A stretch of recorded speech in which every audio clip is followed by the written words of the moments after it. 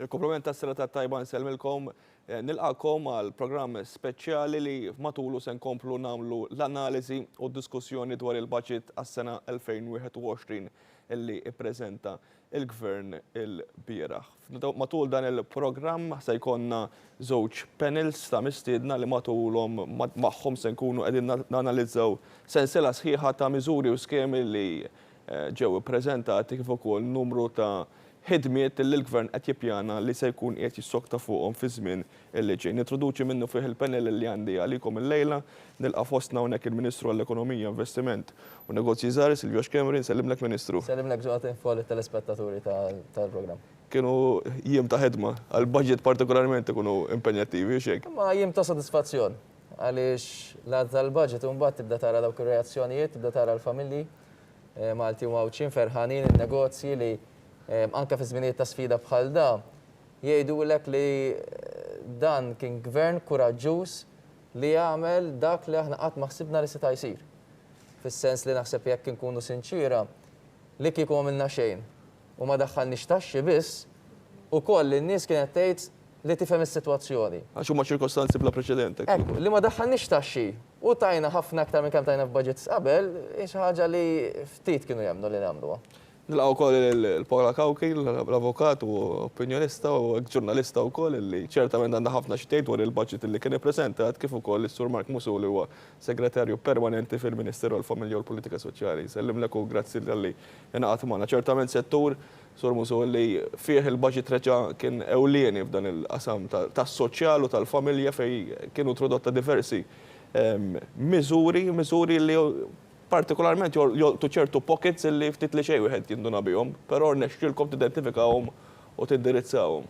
Fil-fatt jekk wieħed ħares anke lejn il-budgets passati dak it-tip ta' miżuri ħassibhom hemmhekk. Ġifieri u dik kienet waħda mill-affarijiet li dejjem ħdimna fuqha ma' dawn l-aħħar snin illi nevalwaw is-sitwazzjoni nisimgħu lin-nies għax wara kollox in-nies jalmuk, ġifieri u meta tibda tiltaqa' mas-sitwazzjonijiet tan-nies ma' ċertu ċirkostanzi tan-nies, aħna li nkunu fil-pożizzjonijiet tagħna rridu nwasslu dawk il-weġad, dawk is-sitwazzjonijiet lill-politiku li mbagħad jifhimhom u jasal biex jagħmel il-policies u jdaħħal il-miżuri li sena wara l-oħra qed jitlu f'dawn il-budgets. Paula, l-ewwel reazzjoni tiegħek għall-budget. Ħanajlek, John, fejn soltu konna programmi bħal da kont nara inizjattivi li ħajroqtu żgħażagħ speċifikament, naħseb da b'mod differenti minn budgets ta' qabel, ħarrist u ħafna żgħażagħ bħali lej il-pakkett totali. Għaliex? Għaliex qegħdin f'sitwazzjoni li jew ħanimxu kollha l-qudiem f'dajsa waħda jew ħanerqu kollha. Ġifieri l-inizjattivi li ħajjieħdu l-anzjani, n-nies vulnerabbli, l-settur l-ekonomija, l-business people ħajaffettwaw il-kulħadd, inkluża lili li ma jinnebda waħda minnhom. U dik hija għaliex buċċi minn qudiem bħallum niġi ngħid dan il-budget kien verament suċċess. Mhux għax buzzword, imma serraħ li rasi li għax-xhur li ġejjin għas-sena d-dieħla ħankun qiegħda naħdem, ħankun qiegħda nikber f'ekonomija li felħet għal daqqa bħalma kienet din għada din il-pandemija.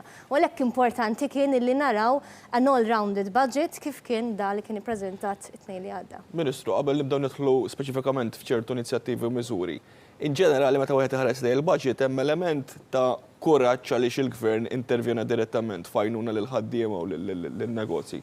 Però mbagħad ikun hemm ukoll ċertu inizjattivi li ħarsu l-qudiem b'ottimizmu, partikolarment b'inizjattivi li fost l-oħrajn se jkomplu jagħmlu qafas għall-ekonomija tagħna biex fi żmien li ġej tibqa' jew kellha terġa' titlaq fir-ritmu li kienet fiha ftit ta' xhur ilu qabel ma affaċċjana din is-sitwazzjoni.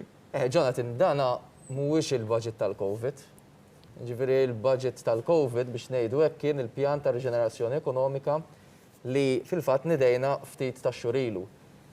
Dan il-budget trid ħares lil hinn minnha fil-waqt li ovvjament stajna attenzjoni għal mument li qegħdin ngħixu fih minħabba l-COVID, ridna nħarsu wkoll lil hinn minnha.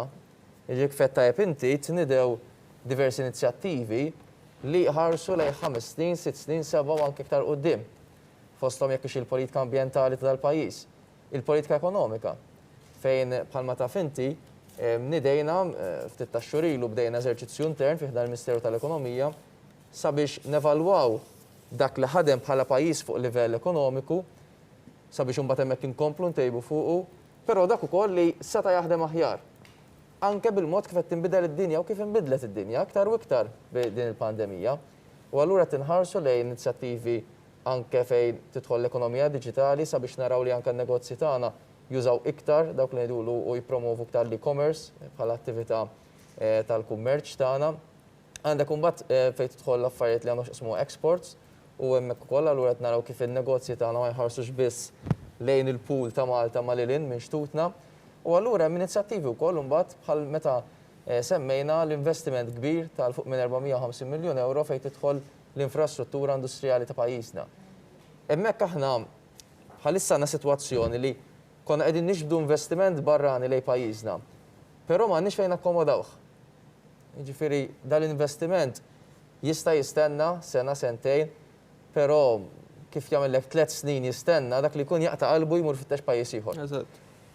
U allura rridu nkunu f'pożizzjoni li aħna jkollna l-units lesti adattati għalihom sabiex kif nixdu l-investiment u fil-fatt hemm għadu għaddej l-investiment jinġibet lejn pajjiżna nakkomodawh biex jibda jopera mill-ewwel. U dan l-investiment ħankunu f'pożizzjoni nkunu nistgħu nagħmlu da. Ministru, tissemmi kemm hemm pjan fit-tul l-oppożizzjoni jidher li ma taqbilx ma' din l-interpretazzjoni tal-budget ħanibdew nisimgħu siltiet ukoll. Reazzjoni li kellu l-kap tal-oppożizzjoni Bernard Grek biex ukoll nimbagħad nissuktaw bid-diskussjoni. Huwa budget ta' gvern illi għajja. Budget li ma jaħsibx għal għada. Qed tissemmu l-fatt li l-gvern, mhux il-gvern biss però naħseb l-imsieħba soċjali wkoll irrikonoxxew kemm huwa budget ambizzjuż xi ħares fit-tul. Pjuttost xi kultant kien hemm min ikkommenta kemm ħares fit-tul iżejjed, imma qed naraw il-kap tal-oppożizzjoni l-interpretazzjoni tal-budget li dana ma jaħsibx għal għadet jgħid. Fejn jidħol budget u fejn jidħol pjan fit-tul ma naħsibx li għandna noqogħdu nistennew l-oppożizzjoni tgħid li dal-gvern kif għandu jimxi. Il-fatt li aħna kellna tista' tgħid il-korpi kostitwiti kollha ta' dal-pajjiż, jekkux mill-aspett ta' unions ta' ħaddiema, jekkux tal-aspett min iħaddem, jekkux tal-Kamra tal-Kummerċ, jekkux l-MHRA, jekkux l-MDA, tista' tgħid il-unions kollha faħru dan il-budget u qalu li f'ċirkostanzi straordinarji kien budget fil-fatt straordinarju għaliex apparti is-saħħa tal-flus ġidat immissu 6 billion l-ikbar budget li qatt ġie ppreżentat fl-istorja ta' pajjiżna. Fejn soltu jkun madwar 4 biljuni, darba kien 6 biljuni, mhux ċajta. Fejn hemmhekk apparti li qed nissalvagwardjaw l-impjiegi. Jiġifieri minkejja l-isfida kbira li għandna bħala pajjiż, fajna naraw li l-impjiegi ġew salvati. Issa tgħid li kien hemm min telef l-impjieg iva kien hemm. Kien hemm min għamel sagrifiċċji li kien iktar flessibbli fix-xogħol tiegħu u forsi aċċetta paga temporanja b'mod inqas iva kien hemm. Imma b'sagrifiċċju ta' kulħadd. Sagrifiċċju kbir min-naħa tal-ħaddiema, sagrifiċċju ta' min ħaddiem u sagrifiċċju tal-gvern li xrefa parti mill-peace irnexxielna l-kol flimkien bħala pajjiż inżommu l-impjiegi ta' kulħadd tista' tgħid kważi posthom. Fil-fatt illum ir-rata ta' qatt li għandna f'pajjiżna apparti li hija l-inqas fl-Unjoni Ewropea kollha. Aħna r-rat ta' qatt illum hija l-inqas fl-Unjoni Ewropea. Il-Ġermanja kemm hu pajjiż kbir. Ekonomiku ngħidu huwa il-benchmark li aħna ħarsu leh. Ġermanja għandha rata iktar minna, all right. Punt 1%. Ma xorta sinifikanti. Ma xorta iktar minna. Jiġifieri, u apparti il-kunċett għax mhux kwistjoni ta' numri biss, hija li anke mill-aspett ta' absolute numbers xorta qegħdin baxxi. Irridu nibqgħu naħdmu u l-miżuri li hemm fil-budget huwa li jħarsu li tkabbir ekonomiku mhux sempliċement biex ngħidu isma' għaliex għandna tkabbir ekonomiku. Tkabbir ekonomiku għax irridu għan iktar familji iktar nies fil-post tax-xogħol tagħhom. Għaliex ix-xogħol itik id-dinjità, ix-xogħol itik isserħan il-moħħ, ix-xogħol itik lilek li tista' tħares lejn quddiem għal ġid tal-familja tiegħek. Però iktar u iktar ħalli jibqa' jkollna pajjiż b'saħħtu, ħalli il-quddiem ikun hemm okkażjoni li jkun hemm bżonn il-gvern jerfa' l-pajjiż jerfa' iktar bħalma kienet il-pandemija, ikollu riżorsi biex jagħmilha. Aħna bħala dejn fil-pajjiż minkejja daw il-miljuni kollha li ħriġna, xorta ninsabu taħt is-60%. Jiġifieri ejja ma ninsewx. Inti llum il-ġurnata vera forsi l-Ewropa tik flessibilità, imma dik flessibilità tielek għal sena sentejn. Xorta titqgħod attent. Toqgħod attent għax sentej oħra jgħaddu, u jekk inti tkun imbagħad xorta dik bir-rata d-dejn għoli, u mbagħad tibda tikkontrollak il-budget, dik li aħna jgħidu l-excessive deficit procedure. Għandna pajjiżi bħall-Italja b'150%. 160 hekk din. Aħna r-rata tagħna ħad tkun qas minn 60%. Ejja niftakru x'kien ġara fl-2008 Jonathan, meta kien hemm il-kriżi internazzjonali tal-kriżi finanzjarja, l-aħħar waħda li d-dinja għaddiet minnha. Dak iż-żmien kien hemm gvern nazzjonalista. għaliex id-dejn tiegħu għax ma kellux finanzi fis-sod il-mod kif tratta dik il-kriżi, il-kont niftakruha, kien mar qoddim il-poplu Malti, l-ewwel preżenta budget l-Ewropa. U qartlu le ma tistax tagħmlu għaliex għandek inti l-finanzi mhux fis-sod, m'intix kredibbli, kellu jnaqqas 80 miljun, niftakruh kellu jnaqqas 40 miljun. Fis-saħħa u fl-edukazzjoni 40 miljun kull wieħed. Aħna mhux tal-inqasna tal-li rduppjajna l-ispiża fuq is-settur tas-saħħa f'dan iż-żmien u mhux tajna 4 bozzozz tajna paga ta' 800 euro għal 6 xhur diġà u issa testenduha sa Marzu. Jiġu ħajkun tkun tajni għal sena. Kważi il-100,000 ħaddiem. Terz tal-pop tal-ħaddiema fis-settur privat. Daqshekk kienet l-għajnuna kbira li tajna fost miżuri oħrajn. Jekk hux sussidju tad-dawl, jekk hux sussidju tal-kera, jekk hux il-vouchers, daw pataflun ta' miżuri li l-poplu Malti, l-familji Malti hemmhekk hemm barra, kienhom rashom mistrieħa. U b'dal budget dak li ridna nagħmlu għamilna li nagħtu serħan il-moħħ li jinqala x'inqala hemm pajjiż b'saħħtu li li jerfa' u jagħti l-komfort lill-familji Maltin. Sur Musu, l-aspett soċjali kif għedna aktar kmieni kien hemm diversi pockets jew inkella oqsma fejn ġew indirizzati. Però b'mod effettiv mbagħad across the board ħaseb illi dawk li partikolarment għandhom ċertu diffikultajiet jiġu mejjuna f'ċirkostanzi wkoll li qed iġibu ċertu sfidi għalihom ukoll bħala familji, bħala individwi. Kif konna qed nitkellmu qabel, il-miżuri, ħafna mill-miżuri huma targeted għal setturi tal-popolazzjoni li għandhom ċertu diffikultajiet. Hemm minnhom li dejjem kienu f'daw id-diffikultajiet għaliex sfortunatament inti ikollok faxxa ta' nies illi tkun tgħix f'riskju ta' faqar jew fil-faqar u sfortunatament anke minħabba forsi nuqqas ta' edukazzjoni u dat tip ta' problemi ma tantx jirnexxiela tavvanza l qudiem u mbagħad kellek sitwazzjonijiet oħrajn li forsi minħabba dak li għadna kemm għaddejna minnha u għadna qed ngħaddu minnu jista' jkun illi sabu ruhom f'dik is-sitwazzjoni. Jekk wieħed ħares lejn l-għexieren tista' tgħid ta' miżuri, aħna il-Ministeru tagħna hekk niftakar sew għandna aktar minn 25 miżura x'nimplementaw. U hemm miżuri oħrajn li wieħed jista' jgħidilhom miżuri soċjali li mhux neċessarjament jaqgħu taħt il-kompetenza tal-Ministeru tagħna biex nimplementaw. Pereżempju, iż-żieda ta' ġurnata lif oħra li ħajkun hemm is-sena d-dieħla li għalkemm ma taqax taħt il-Ministeru tagħna biex nimplementawha, però hija wkoll miżura soċjali, miżura li indirizzata għall-familji mod partikolari. Il-miżuri tagħna tista' tgħid huma klassifikati fit-tnejn. Għandek dawk li huma mirati għal familji u tfal, u mbagħad għandek il-miżuri l-oħrajn li huma mirati għal pensjonanti, anzjani u persuni b'diżabilità. Dawk li huma familji u tfal, naturalment, jien personalment l-iktar miżura li xtaqt li tidħol u fil-fatt daħlet kienet dik ta' żieda fiċ-Children's Allowance.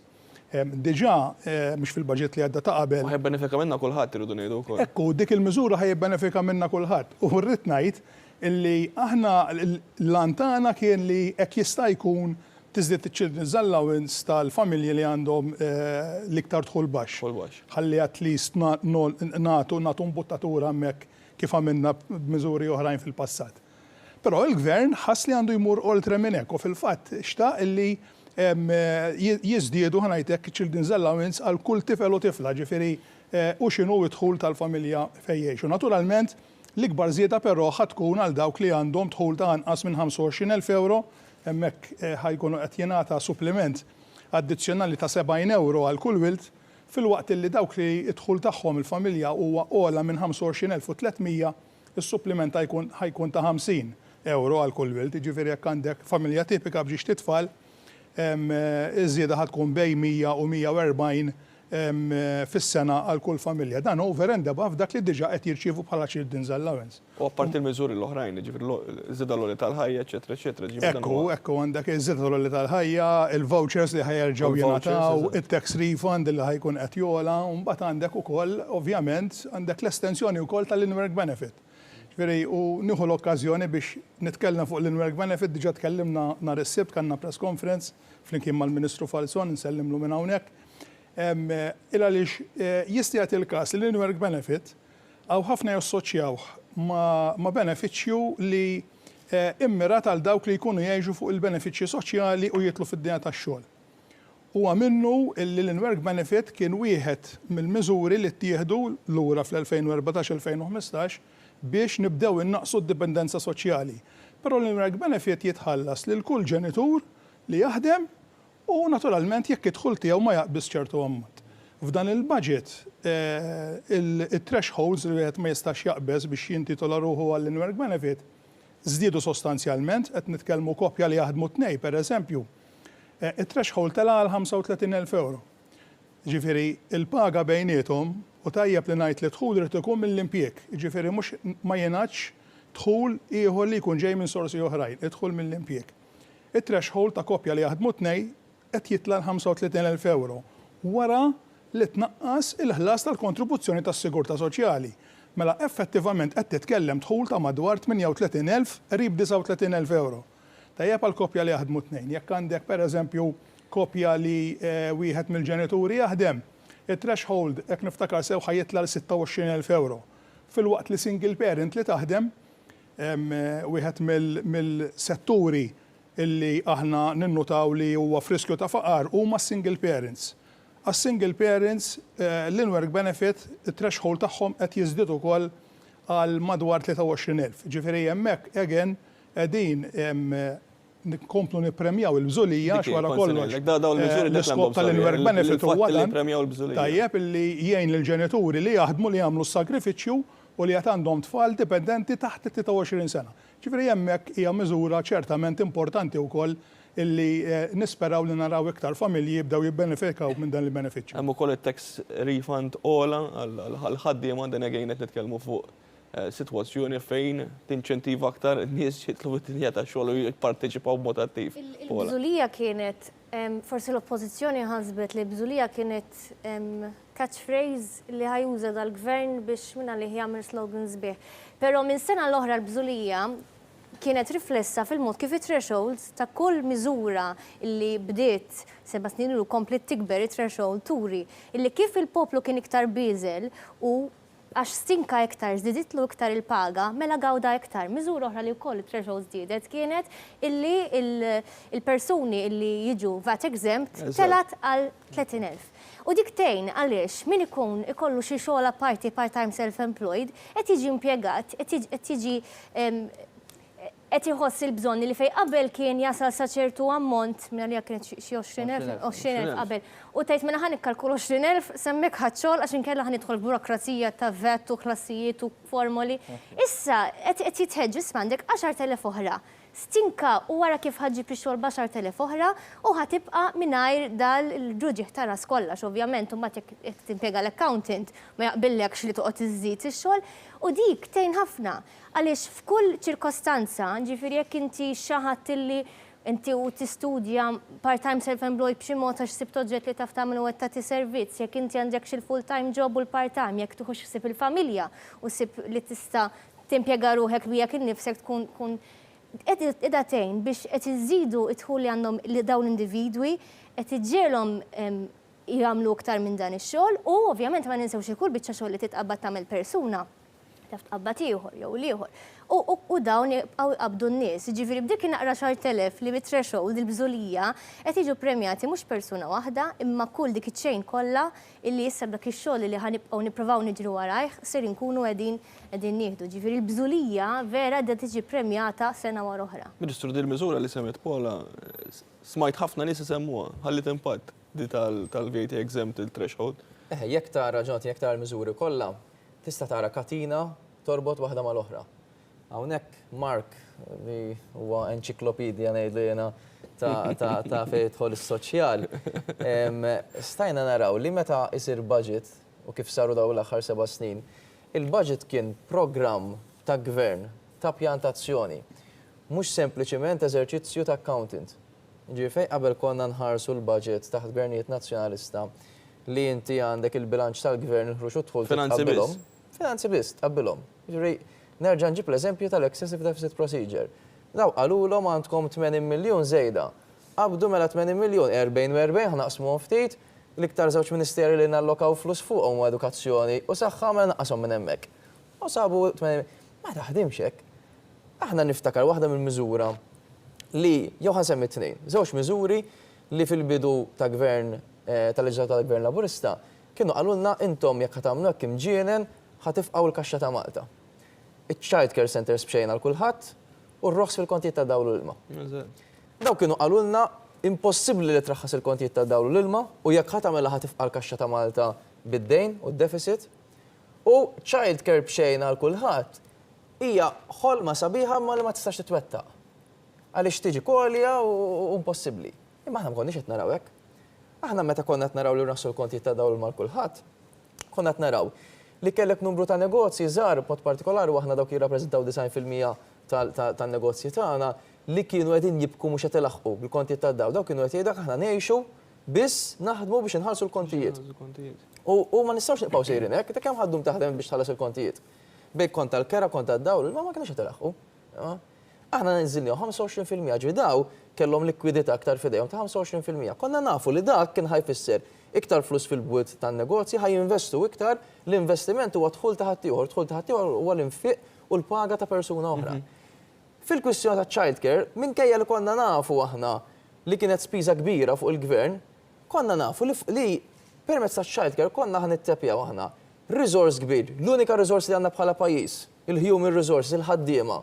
Mod partikolari n-nisa. Li ma kienx utilizzat. Li kienu ħafna drabi n-nisa jissagrifikaw il-karriera tagħhom biex jieħdu bil-familja.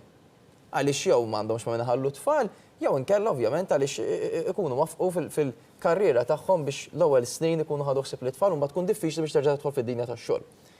Imma konna nafu li dik l-ispiża huwa investiment mhux spiża. Għaliex illum il-ġurnata nitkellmu fuq rata ta' nisa li jaħdmu taqbes fuq is-60% mhux ser żball. Ġifieri dak iż-żmien kienet inqas minn 50%. Kienet fost l-inqas l-Unjoni Ewropea. Kienet fost inqas. Illum tgħid li fadal fejn improvjaw żgur li fadal. Imma x'differenza ġabet di? Għalfejn aħna bħala pajjiż bajna reżiljenti. Għaliex kellna mont kbir ta' nies ta' popolazzjoni li qed taħdem. U dawk li kienu il-fabrik li inti tista' torbot fuqhom li kellek in-nies kienu fix-xogħol u għalhekk l-iskop prinċipali tagħna kien isserħan il-moħħ li niggarantixxu l-impjiegi. Il-moment li inti tajt garanzija l-impjieg huwa l-moment li dak li jkun jgħidlek isma' jiena l-introjtu tiegħi xorta huwa garantit. Issa, all forsi kelli bżonn iktar flessibilità, imma tal-inqas garantit u nemmen għaliex nafda l-gvern li jekk Alla jrid mistana dieħlek kif nerġgħu nibdew nirrankaw, ħanerġgħu naqbdu r-ritmu ta' tkabbir ekonomiku. Jiġi fl-2013 aħna wridna gvern b'ekonomija mejta. Litteralment mejta. Kienet tikber bej wieħed u ieħor 0.6%, kellek quarters li kienu kunu negativ ukoll, kienet tiċkien l-ekonomija. Meta ħadna il-tmexxija tal-gvern fidejna, l-ewwel sena kienet kabbir ta' 4%. Jiġi kważi 6 darbit iktar mis-sena ta' qabel. U kellna average istatej ta' 6 u 7% tkabbir ekonomiku li huwa xi ħaġa impressjonanti. Hemmhekk faddalna, issa żmien kienu jgħidulna fejn hu s-surplus. Ma tistgħux tagħtu iktar, aħna stajna konna populisti, konna nifilħu nagħtu dak iż-żmien. Kemm il-budgets dejjem kienu budgets pożittivi. Budgets pożittivi, imma l-kritika kienet tkun mill-Partit Nazzjonalista, isma' daqshekk biss ma stajtux tagħtu iktar u aħna konna ngħidu isma'.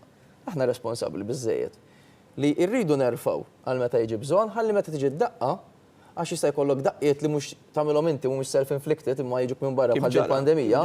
Ma rridux nduru fuq il-poplu ngħidulu issa m'għandniex flus u ħanissikkawh. Aħna ridna nibdew nollu l-livell tal-għajxin bil-mod għal kulħadd. Imma dak jibqa' jola, jibqa' kostanti għax l-ar ħaġa huwa li inti tibda ittella l-livell tal-għajxin tan-nies u mbagħad tiġi sena tgħidlu issa minn hawnhekk irid nitfa' kemm isfel. In-negative effect akka fuq l-ekonomija, negative effects fuq l-ekonomija huma ħafna u ħafna aktar diffiċli biex terġa' tirkuprom. Allura ridna kemm jista' jkun immewtu d-daqqa ħalli nerġgħu nitilgħu il fuq il-qudiem. Semmejt aktar kmieni dak iż-żmien l-intervent li kien għamel il-gvern fit-traħħis tal-kontijiet tad-dawlu lil man-negozji. Dak kienet injezzjoni ta' aktar minn 50 miljun jidher 80 miljun. Paragunabbli l-iskema tal-vouchers. Għaliex forsi n-nisem barra jgħoddu pjaċir bil-voucher, però m'effett ieħor ukoll li dan nagħtu injezzjoni ekonomika sostanzjali.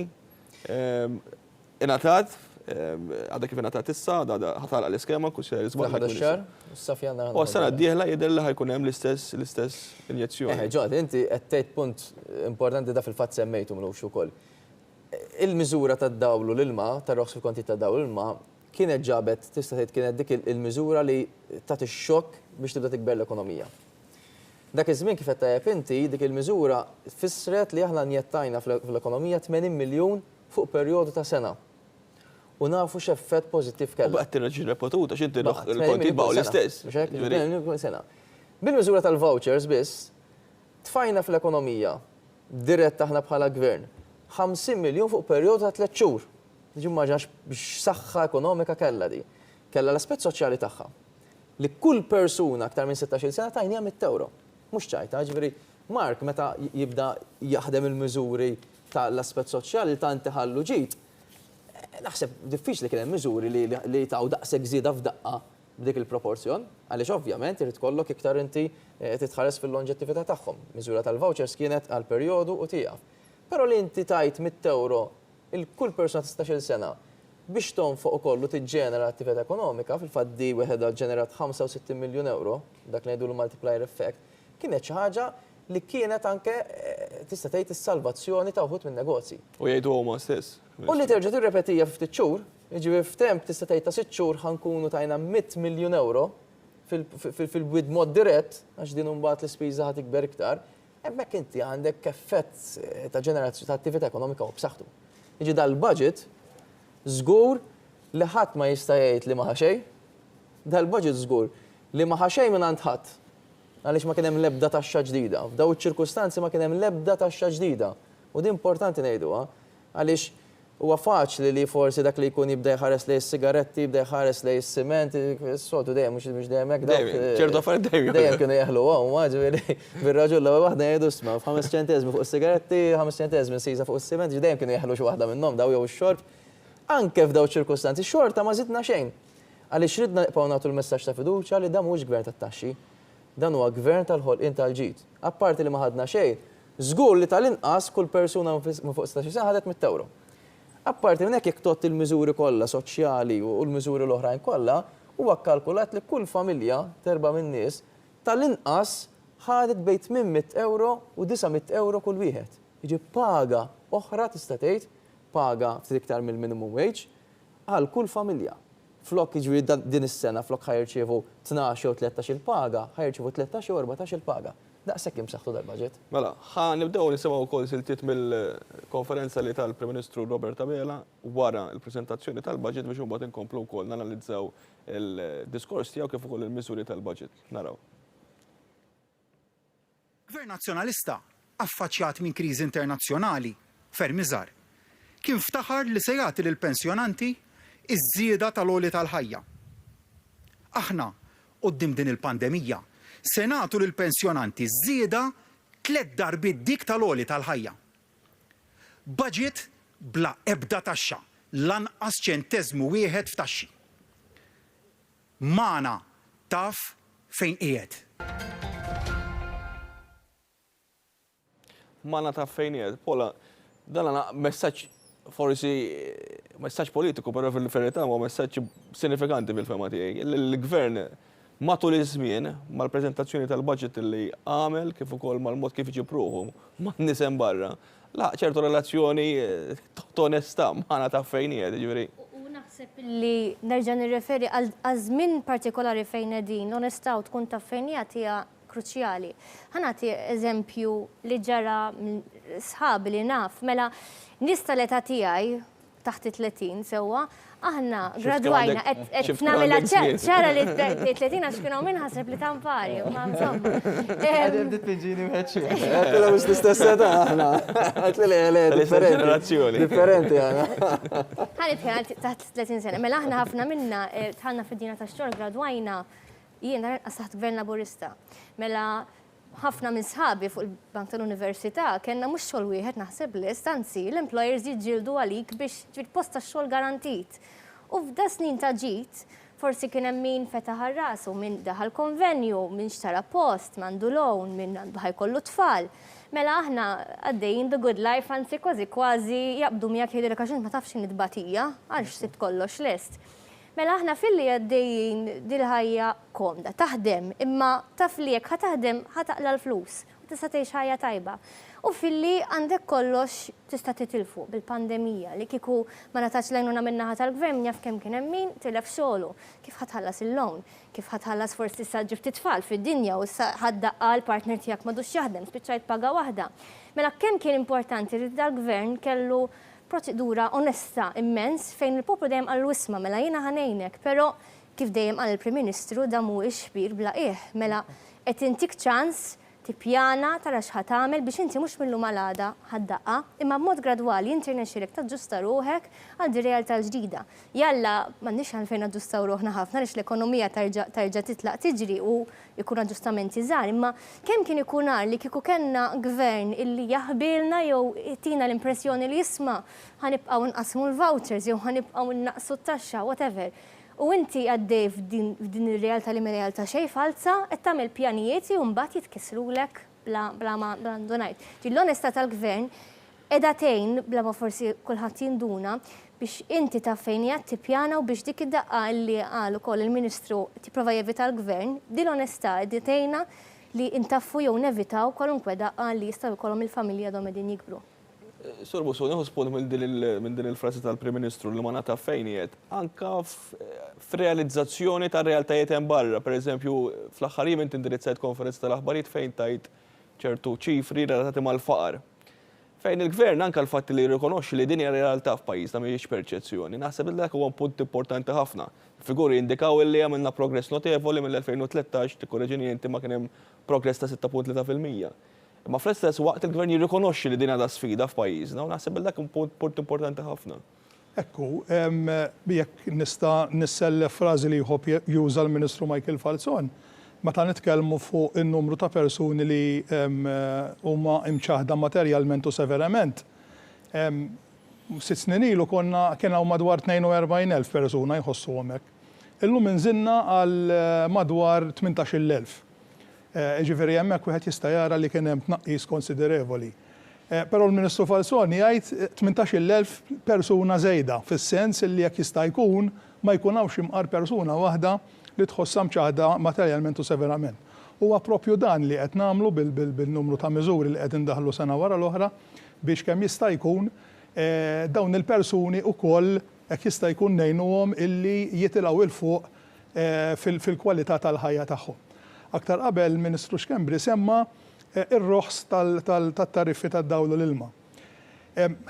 Jekk wieħed iħares lejn l-effett li dik kellha anke fuq l-istatistika dwar il-faqar, kien inkredibbli.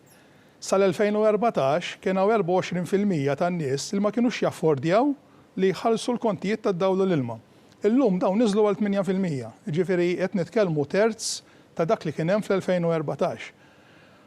U dat tip ta' miżuri li għamlu d-differenza fil-ħajja tan-nies. Ġifieri u għalhekk huwa importanti illi aħna bħala policy makers flimkien mal-politikanti, mal-ministri, mal-gvern kontinwament nisimgħu lin-nies il għaliex b'dak il-mod imbagħad inti tkun tista' tfassal il-policies u tfassal il-miżuri li jkun hemm bżonn li ddaħħal sabiex ittejjeb il-ħajja tan-nies. Kien hemm pereżempju miżura interessanti ħafna għall-aċċess għall-internet għal dawk li l-istudenti li ħajkomplu jistudjaw. Dik kienet interessanti ħafna bħala miżura għaliex qiegħda tinċentiva dawn l-istudenti li ħarsu b'mod pożittiv li possibilità għax niftakru li għandna numru ta' studenti li jaslu ma jkomplux u dik hija problema. Met tinċentivhom biex iħarsu b'mod pożittiv għal dak it-tragward. Però wkoll qed tagħti aċċess għall-importanza diġitali. Ekku, u b'mod speċjali immirata għal żgħażagħ li forsi jkunu ġejjin minn familji li jkunu jgħixu f'riskju ta' faqar u hemmhekk fejn imbagħad tibda tidħol id-digital divide. Ġifieri aħna id-digital divide tidħol f'setturi differenti, tista' tidħol pereżempju fis-settur tal-anzjani mhux għax ma jkunux jaffordjaw li jdaħlu internet, imma għax ma jkunux kapaċi jużawh. U fiż-żgħażagħ sfortunatament jekk ikunu ġejjin minn familji li ma jaffordjawx li jagħmlu ċertu kapriċċi u forsi aħna llum li ddaħħal l-internet naraw bħala xi ħaġa bażika normali li jkollok bżonn, servizz li jkollok bżonn u li tużah. Imma ċertu familji forsi dak jaraw kapriċċ u ma jdaħluhx u hemmhekk imbagħad fejn dawk iż-żgħażagħ isibu ruhom f'ċertu diffikultà meta tikkompara ma' żgħażagħ oħrajn ma' peers oħrajn tagħhom. U ċertament li dik il-miżura ħatejn il dawn iż-żgħażagħ sabiex huma wkoll iżommu ir-ritmu mal-kumplament ta' sħabhom. Diversi miżuri oħrajn, però xtaqt li nifoka ftit ukoll fuq il-wage supplement, Ministru, għaliex kif qed tajjeb inti diġà din ġiet estiża sa Marzu li ġej kienet mistennija ħafna mill-imsieħba soċjali, però li kien hemm importanti wkoll naħseb il-fatt li l-gvern se jkun qed iħares lejn dawk li huma attività li forsi ma kienux qed jikkwalifikaw, però anka issa minn know-how li għandkom ta' dak li huma tas-sitwazzjoni ekonomika tiddunaw li dawn ukoll għandhom bżonn ċertu għajnuna.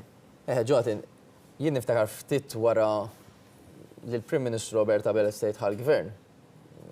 F'Jannar, f'Marzu faqqet il-pandemija. Ġifieri konna għadna dak iż-żmien kont ħadd il-Ministru tal-Ekonomija u l-Air Malta. Ftit ġimgħat wara għajjat li l-Prim Ministru għal isma' li għandna dad-dokument il-predictions li għandna minħabba l-pandemija. L-ewwel nett li ħanarqu l-ajruport jiġi l-Air Malta ħadu daqqa kbira u l-ekonomija fejn l-impjiegi għandna predictions li jekk ma nagħmlu xejn ħanitilfu ħajkun hemm 50,000 persuna qiegħda. Dak kien l-iktar meeting naħseb il-ħadd xokk f'ħajti jiena. Xokkanti. Il-ħaq Ministru tal-Ekonomija filli għaddejn dak it-tkabbir ekonomiku. Wara snin ta' tkabbir fuq Wara snin ta' tkabbir filli naffaċċaw ruħna ma' sfida bħal di. Però dan huwa gvern li minn kull sfida joħroġ opportunità.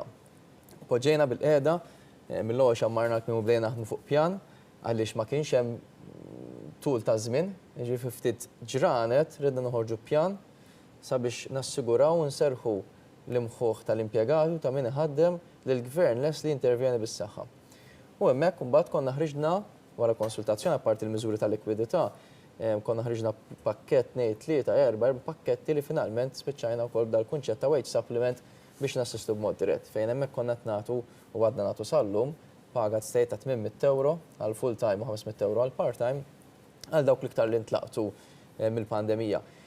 Dak iż-żmien konna qed naraw diversi metodi, ġifieri il-metodu preferut li kien tagħna tal-gvern kien li din il-wage supplement tingħata direttament lil ħaddiem.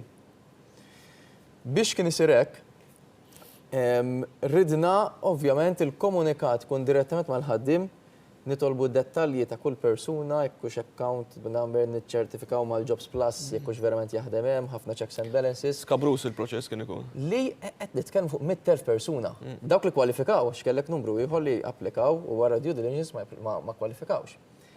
Kieku għamilna hekk kien ifisser li kienu jgħaddu 8 xhur, 9 xhur u l-pagamenti kienu għadhom ma jkunx ħarġu. U għalhekk allura għażilna li mmorru fit-triq li nitkellmu minn ħaddimhom ħalli jkollna kuntatt persuna waħda li tirrappreżenta l-ħaddiema kollha tagħhom u hemmhekk il-proċess tagħna ħaffu ħafna aktar. Tant kemm hu hekk li Malta konna l-ewwel pajjiż fl-Ewropa li bdejna nħallsu il-miżuri li konna qed nagħtu fejn jidħol kif ħanirribattu l-COVID. Miżuri ta' assistenza. U bekk riġna b'dal kunċett tal-wage supplement kif inhu llum. Ridna wkoll li naraw li kemm jista' jkun inkunu spediti fil-miżuri tagħna, għalhekk riġna l-kunċett ta' NACE codes. Li allura identifikajna dawk in-NACE codes li fl-opinjoni tagħna kienu l-aktar industri li ntlaqtu mill-eluq tal-ajruport jew inkella mill-eluq tal-legal notice li ħriġna aħna permezz tad-Dipartiment tas-Saħħa. U hemmhekk qedna daw jikkwalifikaw taħt l-NXA u NXB. Eventwalment ġiet modifikata wkoll daħħalna NXC u bqajna dejjem diskussjonijiet mal-stakeholders involuti kollha sabiex naraw kif din iqpaw dejjem intejbuha. Illum il-ġurnata wara li għaddew sa 6 xhur, 7 xhur kważi, għandna biżżejjed data u knowledge sabiex naraw li nimmodifikaw iktar u ntejbu fija. Ġi fil-waqt li nistgħu nżommu l-istess kunċett, irridu naraw li il-kunċett se jkun iktar targeted. Ħanati eżempju wieħed li nħobb nagħti dal-istess eżempju għax jinftiem ħafna. Aħna konna qed ngħidu li ġara darba aħna ftaħna erġajna l-ekonomija, speċjalment l-ekonomija domestika, kellek ċertu setturi tas-servizzi, bħal-eżempju hairdressers, li daw il-maġġor part tagħhom ma jiddependux mit-turisti, jiddependu l-Maltin, jew l-maġġor part tax-xogħol tagħhom huwa l-Maltin. Alla l-assistenza ma kienx hemm għall-puntos sħiħa, għaliex ovvjament inti xorta għandek ammont sostanzjali ta' kif titqassam u kif titqassam bħala għajnuna tal-gvern. Però ma tistax tqabbel hairdresser ġo Raħal ma' hairdresser li jinsab ġewwa Lukanda. Jiġi hairdresser ġewwa Lukanda, il-klijentela tiegħu il-probabilità kbira hija t-turisti. Ġara darba dik il-Lukanda hija magħluqa, il-klijentela tiegħu awtomatikament ingħalqet. Allura issa din f'pożizzjoni u l-mudell li ħankunu qegħdin inħabbru fil-jiem li ġejjin huwa hekk li jkun jista' jidentifika anke bejn l-istess NACE code negozju li ntlaqat iktar minn ħadd ieħor u l-għajnuna tkun tista' tvarja. B'dak il-mod ħankunu qed nagħmlu, qed nanalizzaw ukoll sitwazzjonijiet fejn aħna sallum il-ġurnata ma nistgħux inħallsu Għal-ħaddiema ġodda. għal-ħaddiema ġodda.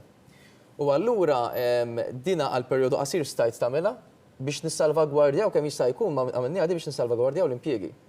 Għax aħna ma rridnux aħna nagħtu l-opportunità dak li jkun li keċċilek forsi l-okkażjoni peress li r-regoli tax-xogħol kienu daqsxejn iktar relax dan iż-żminijiet li keċċilek impjegati li jkunu ilhom hemmhekk forsi l-paga jkunu fanzaw bil-paga u jdaħħallek impjegati ġodda għax xorta jew l-wage supplement.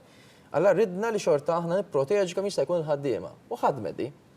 Però issa din sitwazzjoni li inti għandek ċertu dawk il-critical roles li xorta jkollok it-turnover tal-ħaddiema inti, speċjalment fl-industrija tat-turiżmu b'mod partikolari li jew ikunu mxew għall-industrija oħrajn, jew ikollok eżempju ħanut li inti għandek 3 impjegati miegħek. U tnejn minnhom ikunu telqulek, mhux għax keċċejthom, mhux ikunu telqulek inti. Għażla tagħhom illi jmovjaw f'setturi oħra. Jew setturi oħra jew eżempju minn ħassu li m'għandu xieqa jaħdem, jew għal diversi raġunijiet minn ħarġ bil-pensjoni, ġifieri kollok bada flun ta' raġunijiet inti għalfejn persuna tispiċċa mhux xogħol tbiddel ix-xogħol tagħha. F'perjodu qasir qegħdna sma' dik le. Issa li twalet iktar jekk inti għandek operat li minn 3 minn nies issa spiċċajt persuna waħda, anke fin-nuqqas ta' domanda, xorta tiżżid tal-inqas persuna oħra. Allura dawk il-critical roles u hemmhekk norbtu anke nallaċċjaw wkoll ma' min mhux qed jaħdem, ħalli kemm jista' jkun komplu naqsu, ħanaraw li noħolqu inċentivi simili, dina mar kienu ħadmu wkoll f'inċentivi simili fil-passat u sa fejn fina għadhom ukoll eżistenti sal-lum uħud minnhom, imma li nallaċċjaw wkoll ma' kunċett ta' wage supplement. Fil-jiem li ġejjin ħankunu qegħdin inħabbru d-dettalji ovvjament inti il-budget tħabbar il-pjan tiegħek sewwa u mbagħad fil-ġranet ta' wara tħabbar id-dettalji iktar. U din hija waħda mill-miżuri li fil-jiem qarib ħankun qed inħabbru d-dettalji eżattament kif ħadd tkun qed taħdem. Mark, xtaqt nifokaw wkoll fuq il-pensjonijiet, naf li semmejthom fil-qasir iktar kmieni inti però mod konsistenti dan il-gvern kompla jolli l-pensjonijiet. U naħseb li ma nagħmlux enfasi biżejjed meta wieħed jikkonsidra li l-pensjonijiet għal snin twal kienu li kienu fis-sens li qatt molew, kienu forsi biss jiġu suddeċċa l-loli tal-ħajja llum qed naraw li l-gvern diġà li għadu nistgħu ngħidu hekk fit-terminu tiegħu tal-leġislatura diġà eċċeda dak li wiegħed fil-manifest elettorali b'dak għandu x'aqsam ma' sidiet. Ekku, fil-fatt, anka fil-diskors tal-budget intqal li fil-waqt li l-weda elettorali kienet illi il-pensjonanti jieħdu tul il-leġislatura mill-anqas żieda ta' 8 euro fil-ġimgħa, esklus iż-żieda tal-ħajja. Effettivament biż-żieda tal-bieraħ iż-żieda issa tela tal-11 euro fil-ġimgħa, ġifieri mill-2017 l-2018 iż-żieda li ħadu l-pensjonanti meta tot kollox il-pensjoni tagħhom żdiedet b'11 euro fil-ġimgħa. Apparti dawn iż-żiediet li jingħataw fil-budget imbagħad ikun hemm miżuri oħrajn jew inizjattivi oħrajn li mhux neċessarjament jissemmew fil-budget illi nkunu qed nieħdu aħna bħala Ministeru bħala Dipartiment illi iwasslu wkoll biex il-pensjonant igawdi minn żiediet oħrajn. U waħda mill-affarijiet li personalment ittini sodisfazzjoni għaliex hija xi ħaġa li kienet fil-liġi li suppost kienet qed issir. Imma tista' tgħid tneħħi għal ftit kategoriji ta' pensjonanti dawk li kienu jaħdmu mal-gvern u forsi xi ftit pensjonanti oħrajn. Dal-eżerċizzju li suppost isir kull sena bil-liġi li tkun riveduta l-pensjoni skont is-salarju kurrenti tal-post li inti kont tokkupa meta kont taħdem, fil-waqt li kien fil-liġi u suppost kienu jsir snin, effettivament ma kienx qed isir. U lura l-2017, fi frar tal-2017, bdejna eżerċizzju, saħħaħna il-rizorsi tad-Dipartiment sabiex, għax waħda mill-problemi kienet nuqqas ta' rizorsi. Apparti li naturalment dawn ir-reviżjonijiet kienu ħajwaslu għal żidiet u mbagħad ħlas tar-retrati. Fil-fatt nista' ngħid li minn frar tal-2017 law bda tip ta' reviżjonijiet saru madwar ġiet irreveduta l-pensjoni ta' madwar kien niftakar sew 70,000 pensjonant.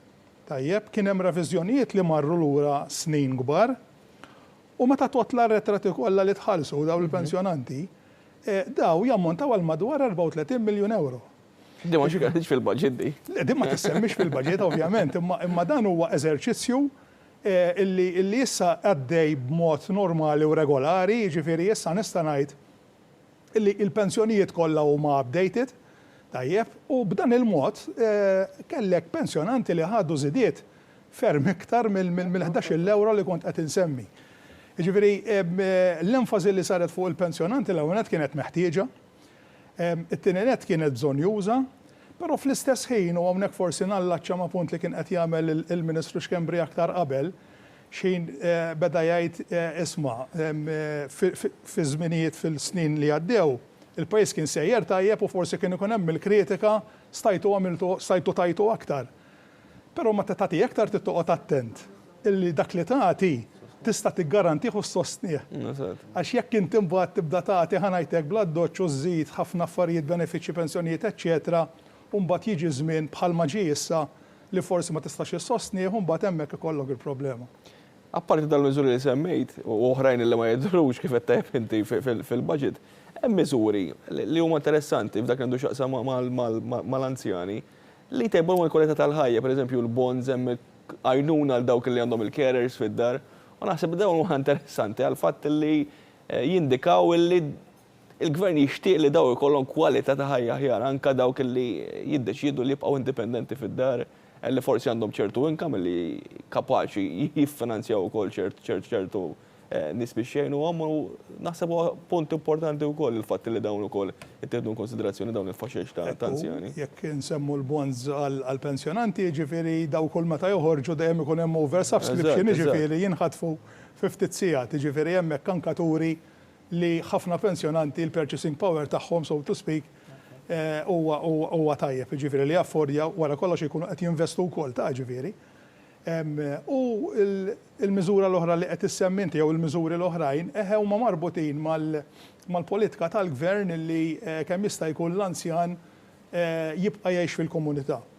Ovvjament, nifhmu li mbagħad anzjan jiġi f'sitwazzjoni jista' jiġi f'sitwazzjoni li dan ma jkunx possibbli u għalhekk il-bżonn li nibqgħu naraw kif inżidu s-sodod fid-djar tal-anzjani San Vincenzo u f'postijiet oħrajn fej l-anzjani kun tista' tingħatalhom il-kura li jkollhom bżonn u anke fil-budget issemma li matul is-sena d-dieħla l-gvern se jkun qed jixtri aktar sodod u jagħmel aktar sodod disponibbli għall-anzjani, però essenzjalment hekk jista' jkun il-politika tal-gverni li iżomm lill-anzjan jgħix fil-komunità fejn dan ikun possibbli. U waħda mill-affarijiet li qed tgħin biex dan jirnexxi, apparti li fl-2017 għamilna riforma importanti fil-benefiċċji li jitħallsu lill-carers li jkunu qed jieħdu ħsieb raba tagħhom bħal missierietom, ommijietom, eċċetera.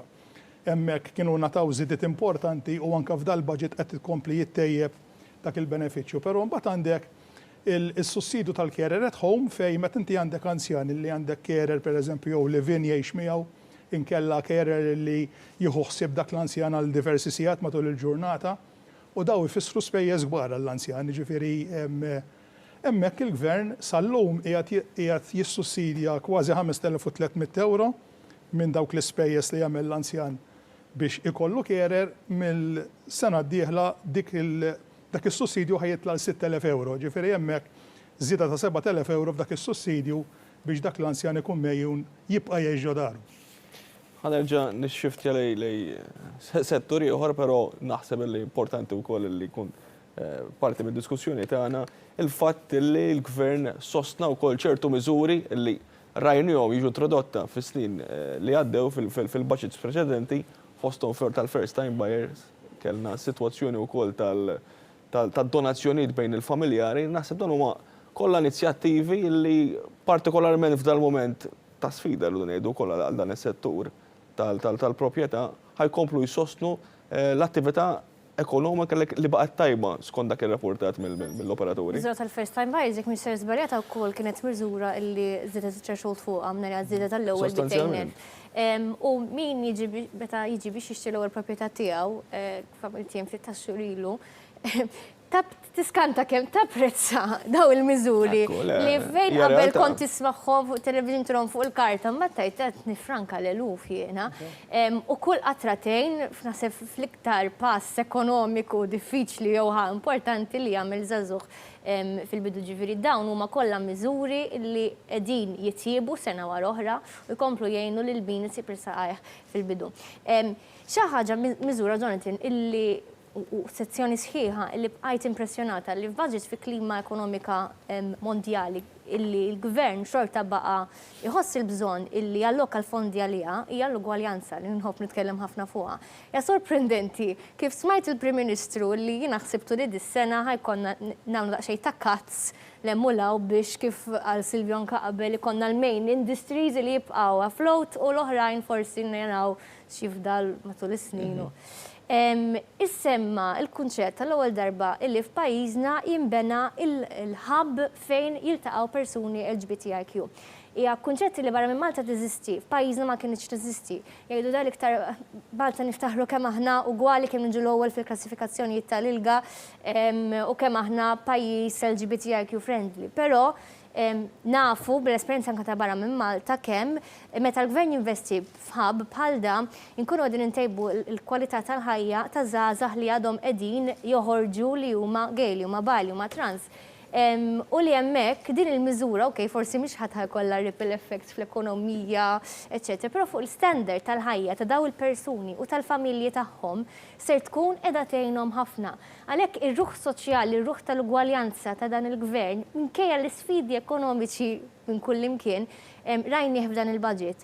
U ta' min naħseb fil-mument tal-prova, dak kien il-mument tal-prova, juri verament ir-ruħ soċjalista, ir-ruħ ta' ugwaljanza ta' dan il-gvern illi anka issa sostna daw il-miżuri li forsi mhumiex tasek popolari u ma jissemmux kull programm imma li ħajkun qed iħalli differenza kbira fil-ħajja ta' numru ta' individwi u li qegħdin tejbulhom sena wara oħra b'xi mod jew ieħor il-kwalità ta' ħajjithom f'pajjiż. Punt interessanti li tagħmel kien hemm setturi oħrajn li wieħed jistenna li forsi f'ċirkostanzi bħal daw jintefgħu daqsxejn forsi lura, imma pereżempju l-ambjent nagħta importanza kbira f'dan il-budget. Forsi s-sitwazzjoni ambjentali u m'għandux ikun hekk, imma f'sitwazzjoni ta' sfida Ministru ġeneralment l-ambjent jingħadda daqsxejn il-ġem. F'dan il-budget il-gvern iffissa ċertu deċiżjonijiet pjuttost ambizzjużi wkoll mill-perspettiva ekonomika. Jien naħseb dal-budget għas tista' tgħid jiena vera se jaħtlu budget soċjali għaliex minkejja li jiena s-settur tiegħi għall-ekonomija l-aspett soċjali huwa xi ħaġa nista' ngħidu għall-Partit Laburista ċentrali u ta' importanza. Jiġifieri jiena all-right, dal-budget vera se jaħtlu budget soċjali, però naħseb m'hemmx settur, jekk hux ambjent, jekk hux ekonomija, jekk hux edukazzjoni, jekk hux soċjali, tista' tgħidlu li settur minnhom ġi t-tieni u t-tielet. Għax jisu il-miżuri li għamilna kollha daw is-settur importanti ingħataw l-importanza għasli kieku l-budget kien iffukat fuqhom biss. Jekk tara l-ambjent, kellek miżura partikolari tiswa 9 biljun euro. 9 biljun, 500 miljun. Fejn hemmhekk qed ngħidu l-waste to energy. Kellek kunċetti oħrajn, jekk hux green walls, issa dan mhux is-settur tiegħi mhux jien l-iktar persuna ideali nitkellem fuq, ma tibda taqra tu pjaċir. Kunċetti li qed narranġaw mhux biss it-toroq imma ndaħlu green walls. Kien hemm miżuri oħra biex ninċentivaw familji u negozji li issa l-green walls jagħmluhom ukoll fid-djar tagħhom u kellhom ukoll dawk li inti tagħmel ġnien fuq il-bjut tiegħek, ir-roof gardens. Numru ta' kunċetti oħra anke fejn jidħol eżempju trasport. Għaliex l-ambjent mhuwiex sempliċement inti s-siġar huwa l-kwalità tal-arja wkoll. Li inti tgħid eżempju l-anzjani tagħna taqqad ħafna miżuri mill-aspett soċjali.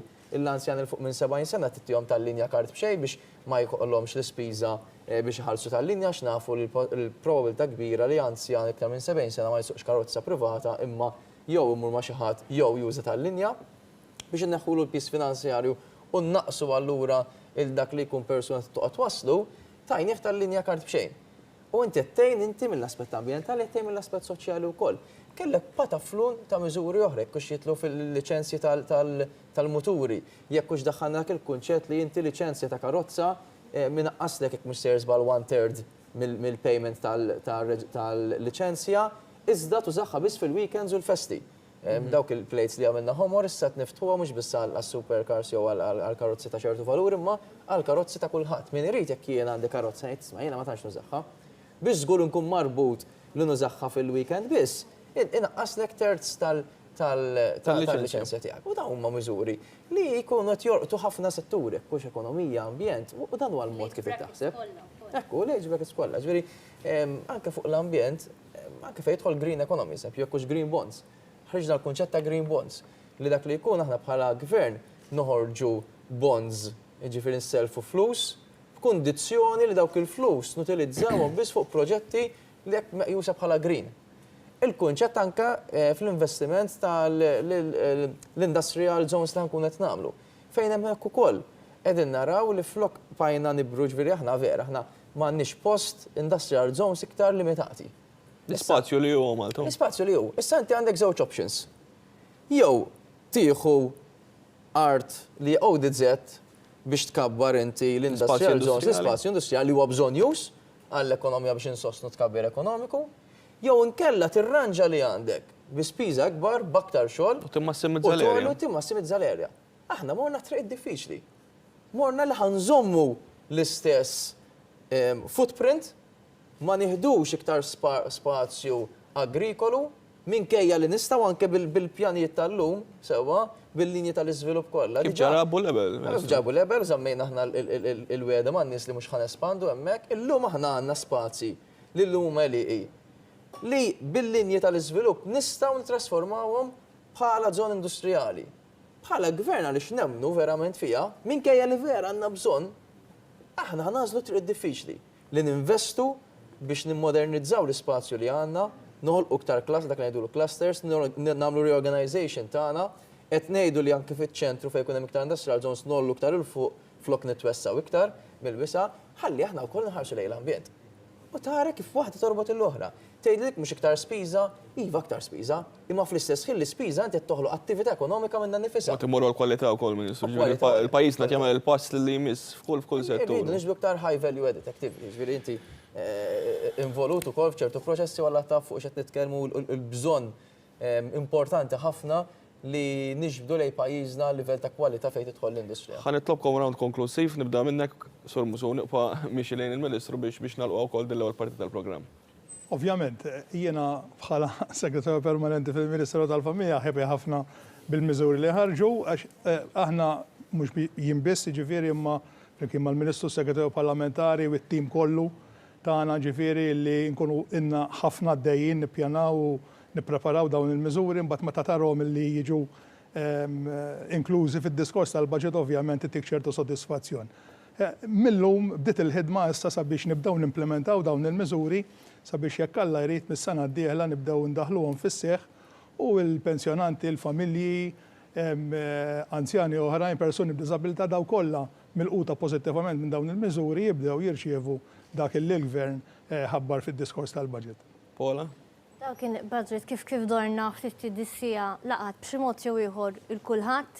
Budget li kien b'saħħtu li qed juri kemm pajjiżna u b'saħħtu, kemm se jibqa' b'saħħtu u kemm jagħti allura saħħa lilna lill-ġenerazzjoni kollha speċjalment dawk li għadhom tilajn biex minkejja dak kollu li qegħdin naraw madwarna nibqgħu nissaħħu u l-bżulija tiġi premjata b'dak kollu jisna qegħdin naraw livell ieħor tal-kejk u sa fl-aħħar għandna l-kejk tat-tiċ li tara l-istampa u tajt kemm jiena fortunat li twilit f'din il-ksira b'saħħitha. Mhux il-Greċ. Niċċajta. Ministru idek. Qed tissemmi t-tieċ anke f'dawk li posponu t-tieċ tagħhom ukoll ħsibna miżura. Veru. Jiena naħseb l-iktar li jiena kuntent l-ewwel nett dal-budget kien jirrikjedi ħafna xogħol. Il-pen li jmiss qed nara għandek il-Ministru Michael Falzon, għandek min-naħa tal-Kamra tal-Kummerċ, il-unions oħrajn. L-iktar punt diffiċli f'budget huwa li ssib il-bilanċ ta' kull tista' tgħid stakeholder.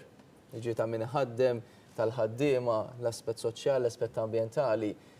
Dak kien budget li grazzi għal ħidma tista' tgħid ta' ħafna u ħafna nies. Ġifieri gvern maqut, ministru mal ieħor jiltaqa' jitkellem, ma nafx kemm il-laqgħa milna mal-korpi kostitwiti kollha, irnexxielna noħorġu pakkett ta' miżuri b'saħħtu ħafna li jagħti sens ta' direzzjoni u kuraġġ tista' tgħid lil kulħadd.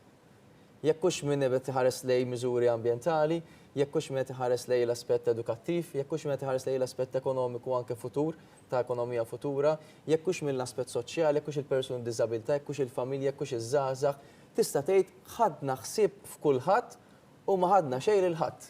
Allura dik hija xi ħaġa li issa nħares il-qudiem għal iktar ħidma fil-verità li inti għandek ammont ta' ħidma kbira biex taħseb u taqqad kollox flimkien. Imma ma ħafna aktar ħidma biex implementazzjoni. Imma il-Partit Laburista fil-Gvern naħseb s'issa daw is-7 snin u rejna li dak li mwedu metbuh. U għalhekk il-poplu Malti u hawn barra jaf li dak li hemm fil-budget ħajkun qed jitwettaq kollu. Grazzi ħafna Ministru, grazzi Paula u grazzi wkoll is-Sur Musu. Jiena ħanamel waqfa qasir issa l-tarif kummerċjali niġu lura u nissuktaw b'aktar diskussjoni din id-darba ma' panel differenti. Keppaw magħna.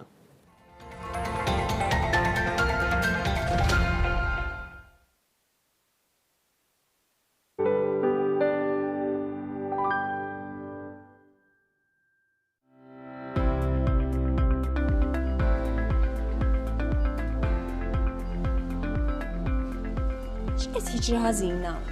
Il-maskra mhix tintlibes tajjeb? Kun ċert li bil-maskra tkun qed tagħti innieħrek, ħalqek u geddumek. Ara li din tkun issikkata tajjeb mal-wiċċ. Tmissi l-parta quddiem tal-maskra, ilbisha, irranġa u neħħiha billi tuża l-partijiet tal-ġenb. Għal aktar tarif, ċempel fuq wieħed wieħed wieħed. Ejja nieħdu ħsieb xulxin.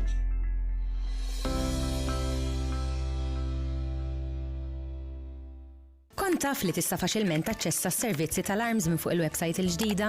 Faċli u konvenjenti. Tista' tħallas il-kontijiet tal-utilità tiegħek, tissottometti l-qarri tal-meter u taċċessa l-formuli li teħtieġ.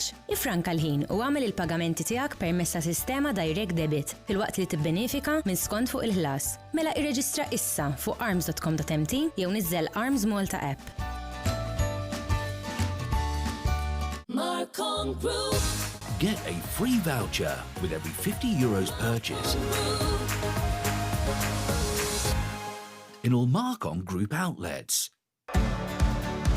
Mit-sena mit-twaqqif tal-Partit Laburista.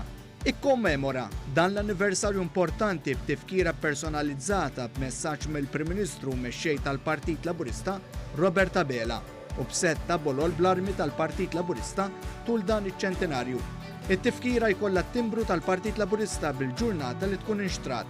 ċemplinna fuq 21-249-900 jew nkella ibatilna email fuq segretarjat@partitlaburista.org.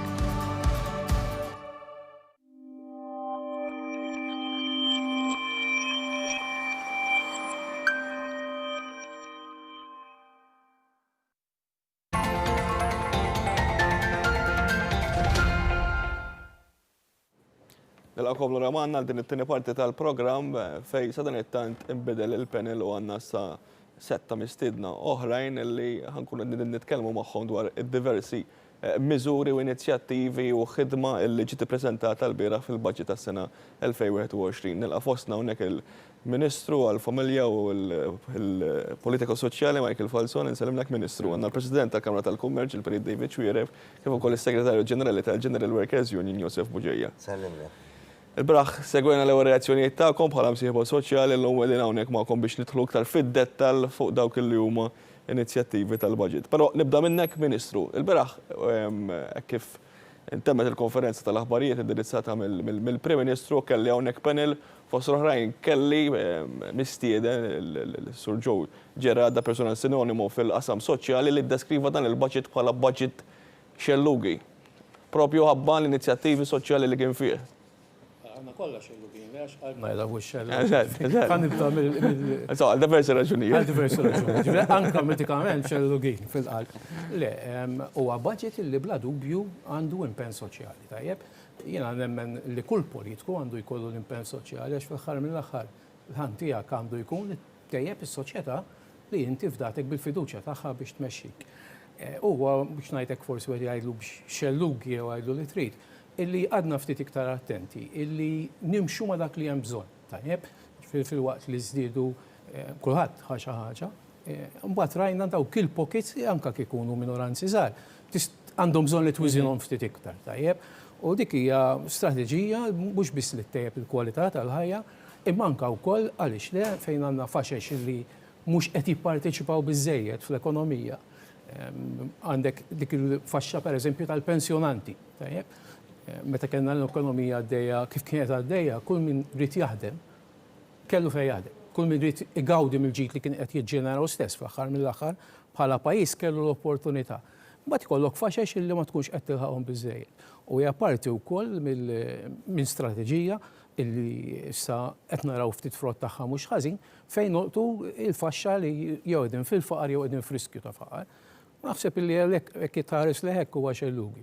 Xellugi għax fuq kollox il-benefiċċji soċjali ħafna minnhom twildu taħt amministrazzjonijiet laburisti u l-bieraħ naħseb li dak l-weldu ta' qabilna u rejna kemm aħna kapaċi nibqgħu bl-istess valuri tagħna, il-valur tal-ġustizzja soċjali. Kien hemm kumment ukoll ta' persuna din l-Alleanza kontra l-Faqar fejn irrikonoxxa l-fatt li kien hemm ċertu pockets li mhux ġeneralment is-soltu jinqabdu fil-miżuri tal-gvern. Din id-darba kienu identifikati b'xi mod jew ieħor naħseb bis-saħħa tagħkom forsi anke b'dialogu li kolkom illi rnexxilkom tidentifikawhom u tindirizzawhom fil-budget. Fuq qed insemmu l-Alleanza kontra l-Faqar, niftakar ilu ftit issa kien hemm Matthew kun jom inħawdu li kien kitab artiklu. U li wieħed jieħu kritika kostruttiva nsib xi ħaġa tajba. U konna morna aħna bħala Ministeru, morna aħna provajna nikkuntattjaw u ġie konna tqajna bħala Ministeru. Meta kellna biex ngħidlek il-closing sessions tal-budget, intqajna wkoll il-Prim Ministru, il-Ministru għall-Finanzi, u ntqajna mal-Alleanza kontra l-Faqar. Ukoll inutli jekk għandek numru, kemm hu dak in-numru mhux qed jintlaħqu biżżejjed, tipprova tilħaqhom. U morna tajjeb naħseb mal-Alleanza, ġifieri ċertu pockets irnexxielna. Dejjem ħajkollok min ma tilħqux biżżejjed biex ġifieri ma naħsbux li solvejna kollox jew xi darba ħansolvu kollox. Naħseb minna inroads qawwijin hemmhekk. Pjaċir taħdem ma' kulħadd. Eżatt. Il-Kamra tal-Kummerċ, sodisfatta bil-budget jew?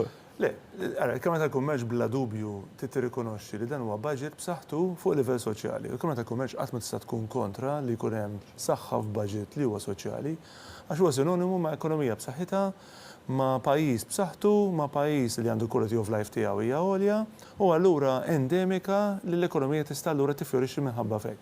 Apparti il-fatt li l-ekonomija m'għandha l-ebda valur jekk il-kwalità tal-ħajja ta' kulħadd ta' kull min jgħix f'Malta ma jkunx hemm minnu fuq livell bażiku u li tajjeb mingħajr dak m'għandna xejn.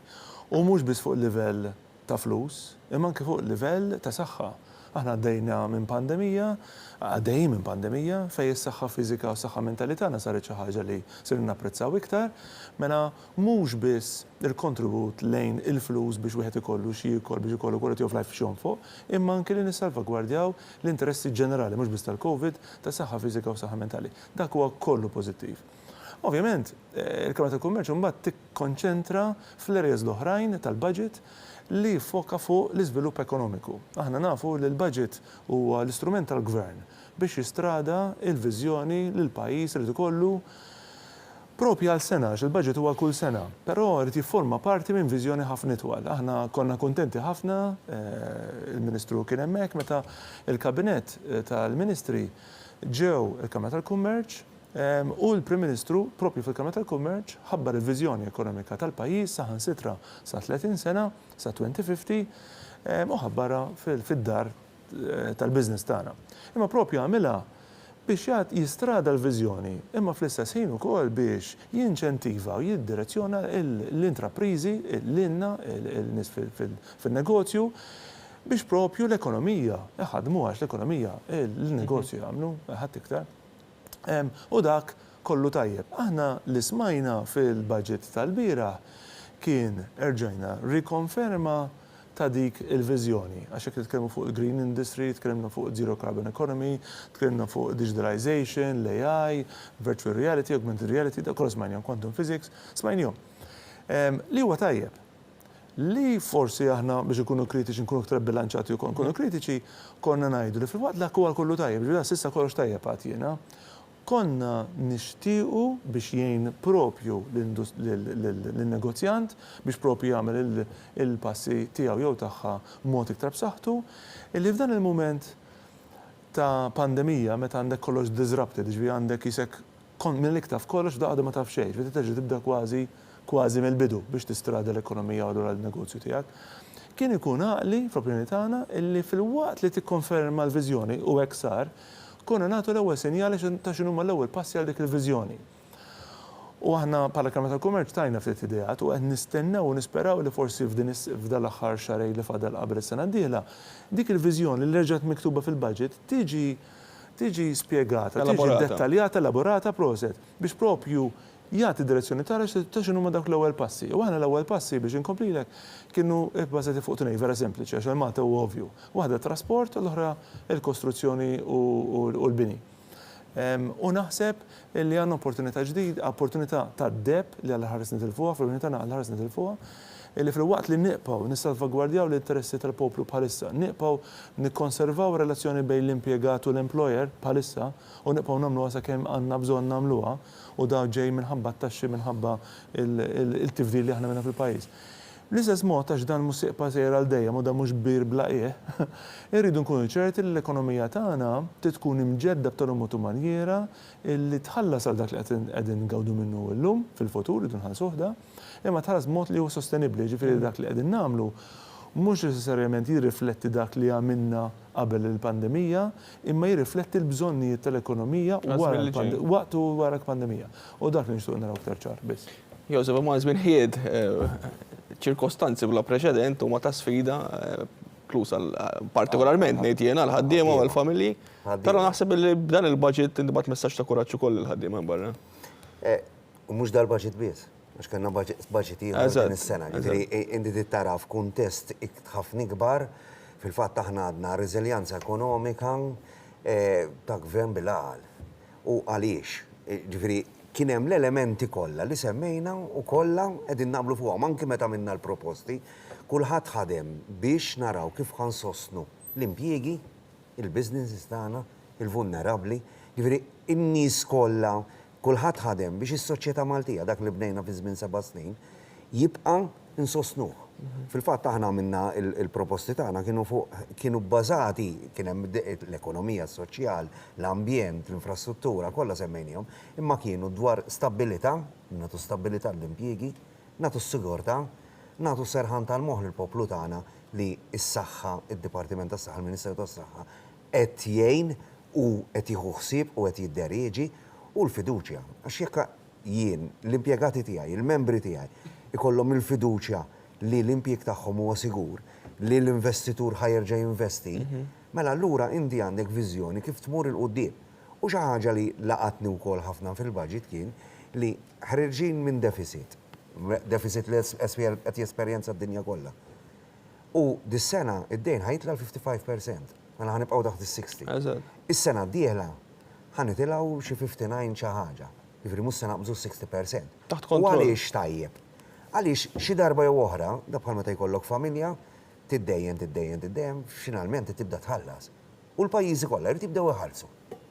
U Malta mhux se jkollha dak li rbit, dik il-mażra tad-dejn li kollha tiżżid taxxi, tagħmel miżuri ta' austerità, imma ħankunu b'saħħitna biżżejjed li kif l-ekonomija globali terġa' tibda tirkupra, kulħadd jitkellem dwar il-vaċċin, qabel tħannu dejjem nitkellmu jekk meta ħajmisna il-vaċċin u l-ġirja li ħajkun hemm. Ġifieri meta Malta ħajmissa l-vaċċin u nibdew nħossuna iktar liber nistgħu nerġgħu nibdew ngħixu. Mhux il-ħajja li konna ngħixu qabel, il-ħajja normali li qegħdin nipprevedu għax anke d-dinja tax-xogħol kollha qbilna li tinbidel, issa kif ħadd inbidel. U aħna hemmhekk li għadna u ġabdejna diskussjonijiet anke mal-gvern u sħab soċjali kif ħanamlu qafas leġislattiv b'saħħtu biex ir-remote working u teleworking dinja ġdida li rridu noħolqu, nippruvaw noħolquha li tkun ta' benefiċċju għal kulħadd mingħajr ma tagħmel ħsara l ħadd jew li xi ħadd jerġa' jmur lura, jew l-ħaddiem imur lura, jew l-employers imorru lura, jew il-gvern imur lura, jew is-soċjetà in ġenerali. Biex għalaq toħroġ ħaġa pożittiva mill-pandemija. Toħroġ pożittiva minn dil-pandemija ngħidu tallimna u mxejna l-qudiem u bħala poplu kbirna u matorajna. U ma ħallejna l-ħadd, żgur, konna din nitkellmu fuq tal-pensjonanti u tal-vulnerabbli, finalment għalhekk dawn hekk is-soċjetà biex daw in-nies 93 li Mike. Pensjonanti qed nitkellmu 93,000. 93,000 daw rridu nsostnuhom. Kontributorju dawk li mhumiex. Daw huma n-nies li sostnew il-pajjiż biex jinija hawnhekk illum. U daw in-nies hija bid-dritt u obbligati li hemm daw in-nies li ngħinuhom bħal huma l-employers obbligati lejn l-impjegati li qed jagħti l-frott tal-ħidma tiegħu biex l-investiment jikber.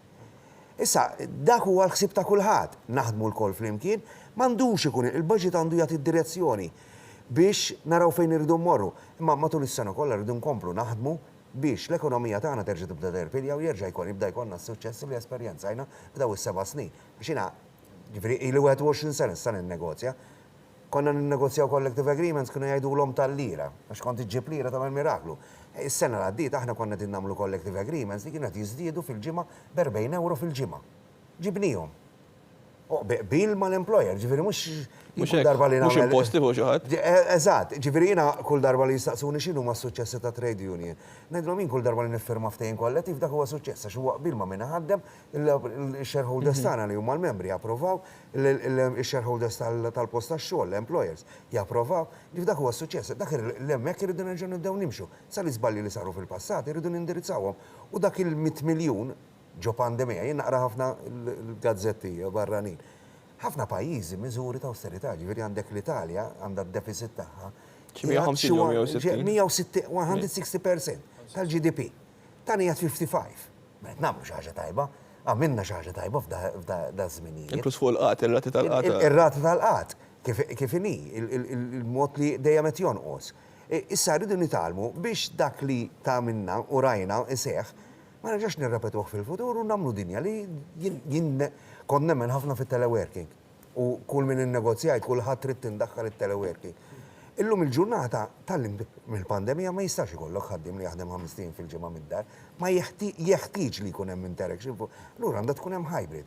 Ma jien nemmen ukoll u ħanorgumenta hawnhekk anke f'dal-panel li qegħdin niddiskutu dal-working group li l-drittijiet li kiseb il-ħaddiem fil-post tax-xogħol irridu ikunu translated lejn id-dar, ikunu estensjoni tad-dar biex jekk ikollu inċident il-ħinijiet tax-xogħol. U ma daw kollha li din naħdmu u naħseb is-sħab soċjali kollha qed jaraw il-ħtieġa illum il-lejm tagħna saru ħafna analogi, saru ħafna paralleli, ġifieri ma niddejjax li min iħaddem jagħmel il-flus, għax iktar ma jagħmel flus iktar ħanitolbu għall-impjegati tiegħi. U ħajaħdem iżjed, ħanbidlu iżjed l-effiċjenza, ħajkun hemm produttività biex iktar ma nżid il-pagi tal-ħaddiem, iktar jridu jkunu effiċjenti huma. Ministru, sentiment jinħass, ġifieri din ir-relazzjoni ta' rispett reċiproku bejn min ħaddem għandna hawnhekk u għandna l-rappreżentanti tal-ħaddiema kien konsistenti fl-aħħar snin u naħseb li huwa suċċess ieħor ta' dan il-gvern li forsi ftit li ġej wieħed jiddieħ ir-rikonoxximent mistħoq. Jiena nħarsu ftit anke ġenerali. Tajjeb 30-40 sena ilu kellek il-gvern li huwa aġent fl-ekonomija tajjeb li kellu parti ikbar f'dik li hija l-ekonomija tal-pajjiż. Ma rridx insemmi awtoritajiet partikolari ma kellna wkoll tal-Malta. Llum dik hemmhekk dak iż-żmien il-gvern kien jidħol u fl-ekonomija u jaħdem hu parti sostanzjali. Illum hawn shift fid-dinja kollha, ġifieri l-gvernijiet saru iktar li jkunu policy drivers u li jkunu regolaturi iktar fis-suq. Faċilitaturi. Eżatt, ġifieri jiffaċilita kif jimxu l-affarijiet. Jiena personalment laqas nara dikotomija jew żewġ muniti, għalija huma munita waħda.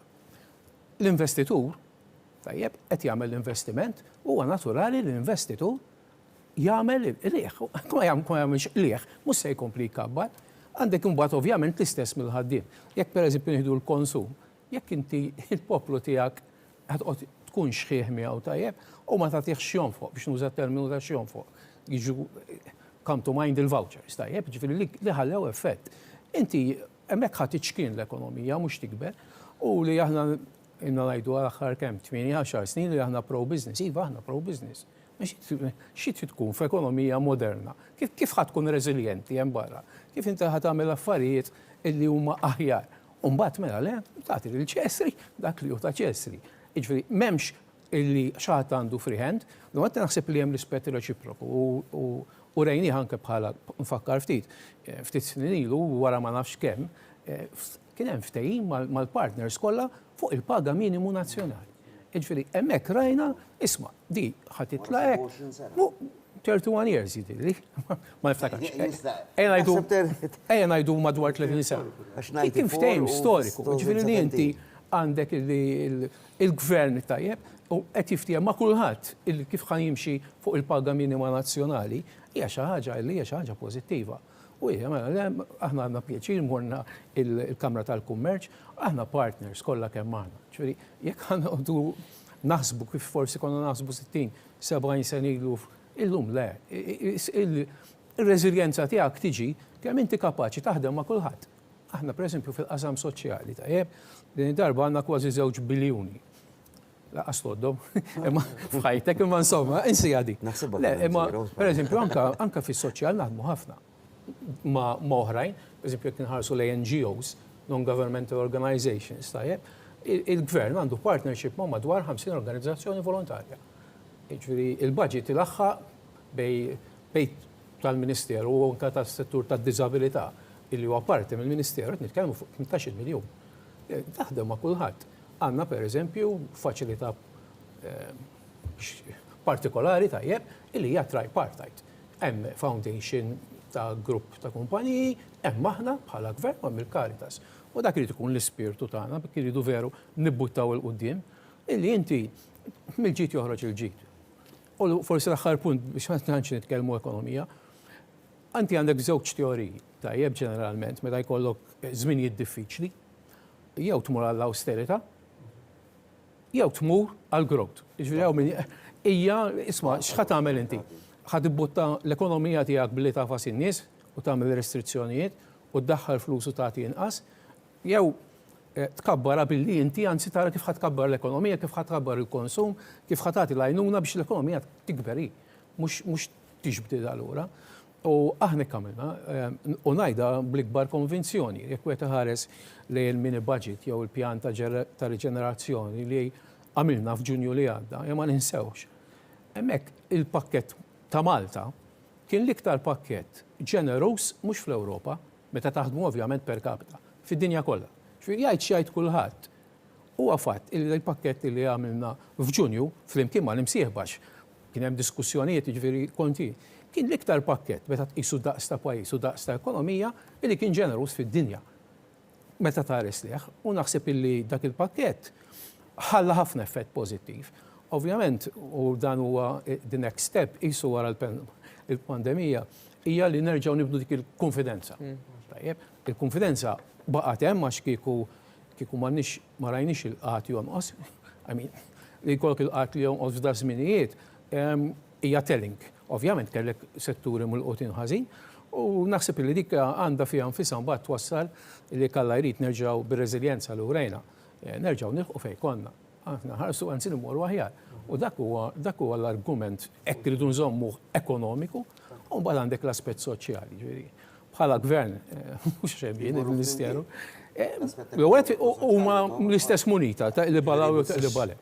Imma wkoll kieku qed ħares lejn l-investiment, jien ngħidu investiment li qed nagħmlu fil-fibra soċjali ta' nies qed titkellem fuq 2 biljun euro, ġifieri s-somma anke fuq is-sena d-diet. Ma nistgħux għandna kriżi fid-dinja. Tajjeb minn laqtitu mod minn laqtitu ieħor in-nefqa fuq is-soċjali żdied bi kważi 90 miljun euro. Ġifieri it's very telling fejn huwa ir-ruħ soċjali tagħna. Dik hija naħseb ħaġa li bħala amministrazzjoni żgur illi tażilna. Tisma' l-Ministru, tisma' l-Prim Ministru, tisma' l-esponenti kollha tal-Gvern hemm ċertu element ottimizmu. Dan l-ottimizmu però huwa rifless fil-membri tagħkom. Ara, di mistoqsija komplikata u ngħidlek għaliex. Mill-għax m'hemmx iva jew le għaliha kieku nixtieq. Żgur, dan huwa mument opportunità. U meta jgħaddi żmien wara dan il-mument nista' nirrispondi kif jew le, jiddependi kemm ħankunu bravi jew le, jien nixtieq li nkunu. U qed nagħmlu minn kollox biex ma nitilfux l-okkażjoni, biex ma nitilfux l-opportunità, l-opportunità teżisti. Jien niftakar, ħankun l-ewwel wieħed jiena. Meta sena ilu da żmien sena ilu, jiena kont ikkritikajt il-Gvern bħala Kamra tal-Kummerċ u għadna tiftakar il-Competitivity Index u Malta niżlet 2 notches. U niftakar, aħna kon għedin najdu, għenna bżon namlu xaħġa fuq il-produttività, fuq il-kompetittività, għax Malta nizlettu minn 36 ta' 38, ta' għizmin konna minna. Illum, dan numri ma jfissru assolutament xejn. Illum tlaqna minn 0 għarġajna.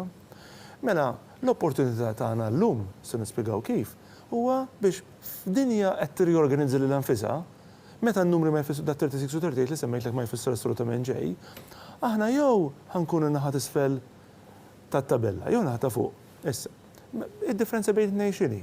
Mill-ewwel net għandna ħafna ingredienti li qed naħdmu fuqhom bħalissa. Il-governanza. Il-governanza qiegħda parti mill-budget, il-bieraħ ħadd pjaċir nara wieħed mill-chapters tal-budget jitkellem fuq governanza. Ovvjament dan aħna bħala Kamra konna ħdimna ħafna fuq u naħseb kont tkellim fuq naraw il-Gvern jagħmel il-passi, għandna bżonn nagħmlu affarijiet oħra. Bħal fost oħrajn pereżempju li għandna bżonn li naqbdu dawn in-nies illi għandhom tħul illi ma nistgħux nindikjaraw ma jistax nifhmu minn fejn ġida.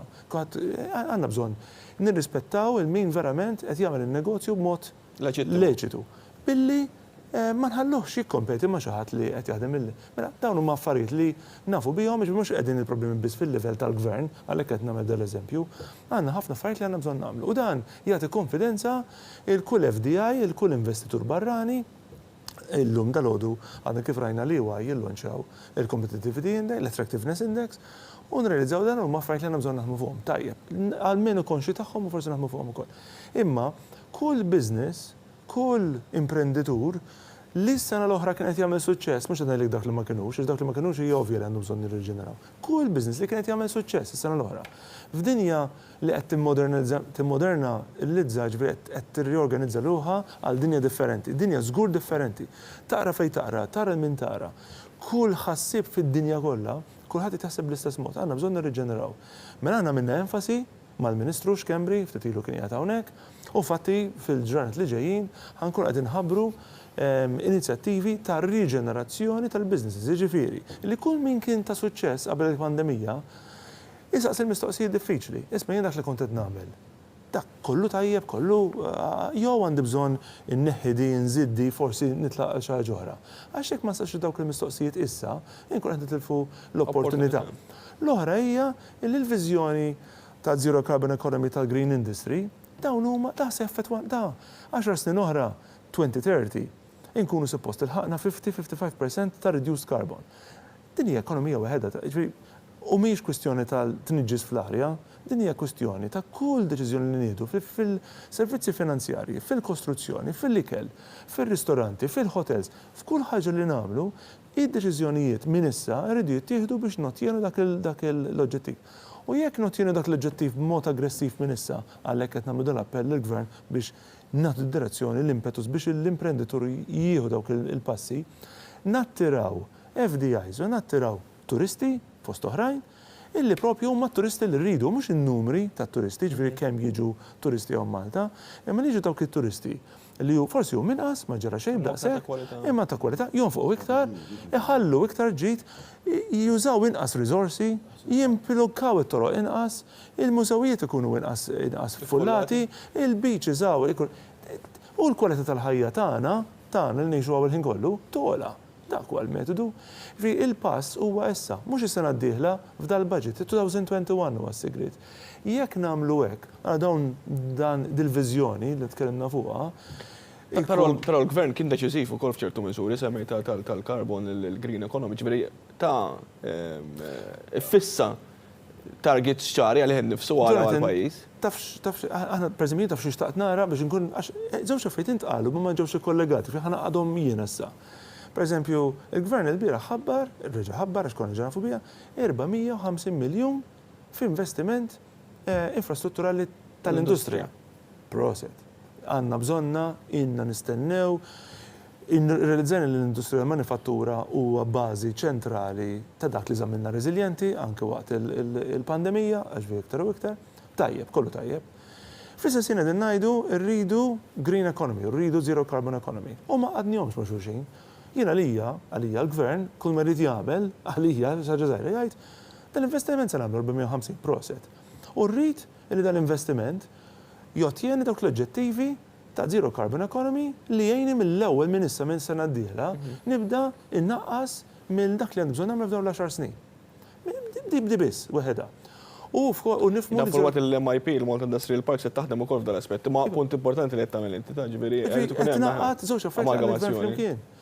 U l-imprenditori, il-privat, mhux il-gvern biss, dan huwa proġett tal-gvern, il-privat ukoll, kull min joħlom li jibni hotel, kull min joħlom li jibni iżvilupp ta' uffiċini, kull min joħlom li iżvilupp ta' retail, jew kull min qed jaħseb biex iżviluppa industrija ġdida, tkun waħda magħżula, iddiżinjata, żviluppata u moħmija biex propju tottieni dawk il-miżuri. Għax jekk nagħmlu hekk, jiena perswas mhux biss li nollu l-profil ta' dal-pajjiż li huwa tajjeb, mhux biss nollu l-livell tal-kwalità tal-ħajja tan-nies, imma nattiraw l-FDIs, it-turisti u kull min jiġi jżurna u min jrid jagħmel business mal dal-pajjiż tal-ogħla livell. Għax nies tal-ogħla livell dawn l-ingredjenti qed ifittxu. Fil-diskussjoni li kelli aktar qabel, Josef, konna nitkellmu kif f'ċirkostanzi bħal dawn ta' sfida ġeneralment dawn it-tip ta' oqsma li għadu kif tisemmi hawnhekk David, jiena taw il-ġemp, però dal-budget xorta ħaseb illi ċertu issues pereżempju ambjentali jkunu ċentrali fil-budget. Għax dik id-dinja ġdida li rridu noħolqu. U dik li jagħtin li l-iżbaliji jew l-affarijiet li kellna fil-passat irridu nbidluhom, ġifieri jekk aħna nitkellmu dwar green jobs u konna tħanna anke u għamilna nies ta' din l-amministrazzjoni fejn trejnjajnihom biex ħaddiema bdew jagħmlu xogħol differenti għal vaganzi li kien hemm u palissa qed naħdmu wkoll mal-Onorevoli Silvia Xkembri fuq tkellimna fuq kapaċità ta' postijiet ta' xogħol. Hija hemm bżonn, aħna nintaqgħu ma' investituri, meta nkunu barra nintaqgħu magħhom u l-ewwel affarijiet li jsemmulek huwa r-riżors umani kemm hu mħarreġ. U qed nitkellmu fuq hekk kif ħanħarġu biex il-vaganzi li qed joħolqu l-ekonomija jintlew. Għax ma' nies li m'għandhomx kapaċitajiet biżżejjed jew għandhom xi ftit kapaċitajiet jew biltajiet nieqsa allura jekk nagħmluhom dawk jistgħu jintlew. Ma mbagħad il-postijiet tax-xogħol li rridu noħolqu rridu jkunu ta' kwalità. Jien waħda mill-affarijiet li nħambaq fuqha ħafna huwa tal-equal pay for job of equal value. Ma jistax ikun id-dinja li ħallejna warajna, id-dinja ġdida li ħajkonna ħajerġa' jkollna ġiex min nies qed jagħmlu l-istess xogħol imma employers huma differenti u mbagħad ma jitħallsux l-istess. Għax mhix tagħmel sens, mhix tagħmel ħaq, mhix tagħmel ġustizzja. Ma dak li jkun iħossok dimotivat. Jiena inti naħdmu flimkien jien nitħallas mod u inti tħallas bil-paga minima. Allura il-kunċett irridu nbidluh u rridu nbidluh għal ġid ta' kulħadd. Għax hemmhekk finalment aħna kollha kemm aħna qegħdin imħallsin għal kwalità tal-ħajja għax xogħol diċenti dak il-ħolqien dak l-organizzazzjonijiet kollha li semmejna biex naraw kif ħanalmu u kif ħanamlu aħna mal-Ministeru ffirmajna ftehim fuq ġemma biex naraw, nagħtu il-financial literacy lil-ħaddiema, lil-pensjonanti, biex nibdew nagħmluhom. Aħna mill-proposti li għamilna aħna tal-pensjonijiet privati, il-2500 biex jiżdiedu, biex iktar jinvestu hemmhekk in-nies, biex in-nies nagħmluhom. Rridu nkunu aħna li nedukaw u nikkoċjaw f'daw l-affarijiet, u mhux l-edukazzjoni terzjarja u universitarja biss daw l-affarijiet, irridu nagħlmu n-nies kif għandhom jonfqu x'għandhom jagħmlu x'għandhom ifedlu. Imma sta għal kulħadd li jagħmel il-biċċa tiegħu, jien ma nistax nippretendi li fid-dinja ġdida ikolli employers li ma jħallsux l-istess paga jew li ma jħallsux diċenti. Mhux sew li fid-dinja ġdida tkun taqbel ma' kulħadd. U hemm ħafna affarijiet nistgħu nagħmlu, dakinhar konna qegħdin nitkellmu ma' employer differenti u kien hemm l-onorevoli u għadin nitkellmu kif bħalma nagħmlu tal-scrappage tal-karozzi. Inti tneħħi magna, aw tneħħi karozza u ddaħħal waħda għaliex ma nagħmlux fuq il-magna wkoll u naqsu iżjed. Għaliex l-ambjent tagħna kif nistgħu nagħmluh, kif nistgħu ntajbuh. X'kien il-kunċett meta qabel kellek il-villaġġ inti li kien ikollok kollox fil-villaġġ biex ma jgħodx jitravilja kulħadd. Jekk illum il-ġurnata qegħdin nitkellmu fuq remote working u teleworking, xemm imma li ma mhux isir, imma nibdew nimmonitorjaw l-effiċjenza u produttività, mhux l-individwu, int qgħid ma' individwu. U qed nitkellem miegħu u dak kull ftit ħin meta jaqbad il-mouse u jċaqlaq ma dex qed jagħmel. U fl-aħħar bżiet li qed tista' tgħidli għaliex bix-xogħol jimmonitorjaw kemm qed jiċċaqlaq il-mouse. Nondi bis-serjetà li bis-serjetà mela. Jiġri ma rridux immorru hemmhekk, irridu naraw li l-produttività u l-effiċjenzi ma joqsux. Qed tifranka. Imma mhux il-monitorja lek il-ħinijiet u jekk jiena qiegħed impjegat mal-Ministeru ma' Michael Falzon u għandi 40 sija xogħol, mhux tiġi 50 jew 60 sija li spiċċa naħdem iżjed.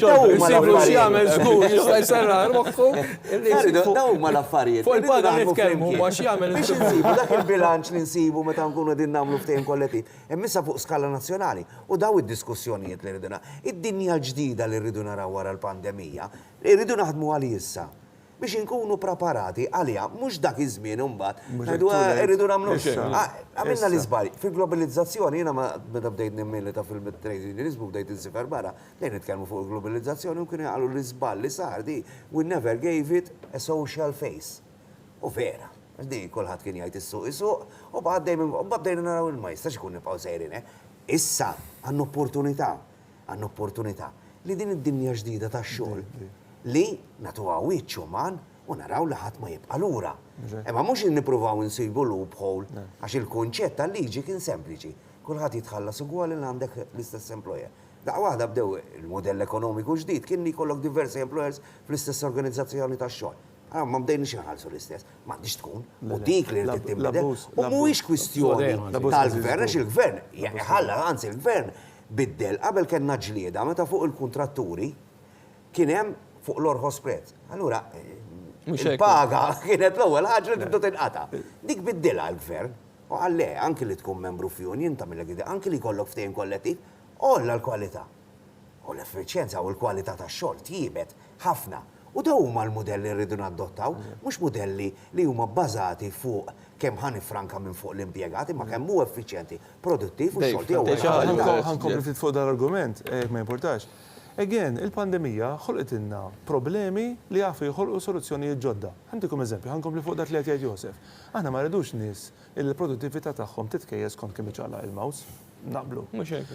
Però f'dan il-mument meta pereżempju għandna xi fuq il-post ta' xogħol hemm nuqqas ta' xogħol, pereżempju fit-turiżmu, ma tantx għandhom xi jagħmlu msiken, qed inħallsu 800 euro mit-taxxi tagħna biex inżommu dawn in-nies flimkien mal-employer tagħhom. Tajjeb, kemm hemm bżonn. Però fl-istess ħin, aħna jmissna wkoll qed naraw x'tip ta' training għandna bżonn nagħmlu biex nelevaw il-livell tal-operat. Ħantikom eżempju, wieħed ta' x'imissna qegħdin naħsbu biex nagħmlu u li in a way dal-budget jista' jelawja għalih jekk nkunu kreattivi. Mela aħna għandna pereżempju l-industrija tal-arti u tal-entertainment. Għandna industrija kbira li bħalissa ħadd mu qed dawn mhux qed jaħdmu għax ħadd ma timur l-ebda teatru, l-ebda f'show, l-ebda b'xejn. Dan għandhom talent.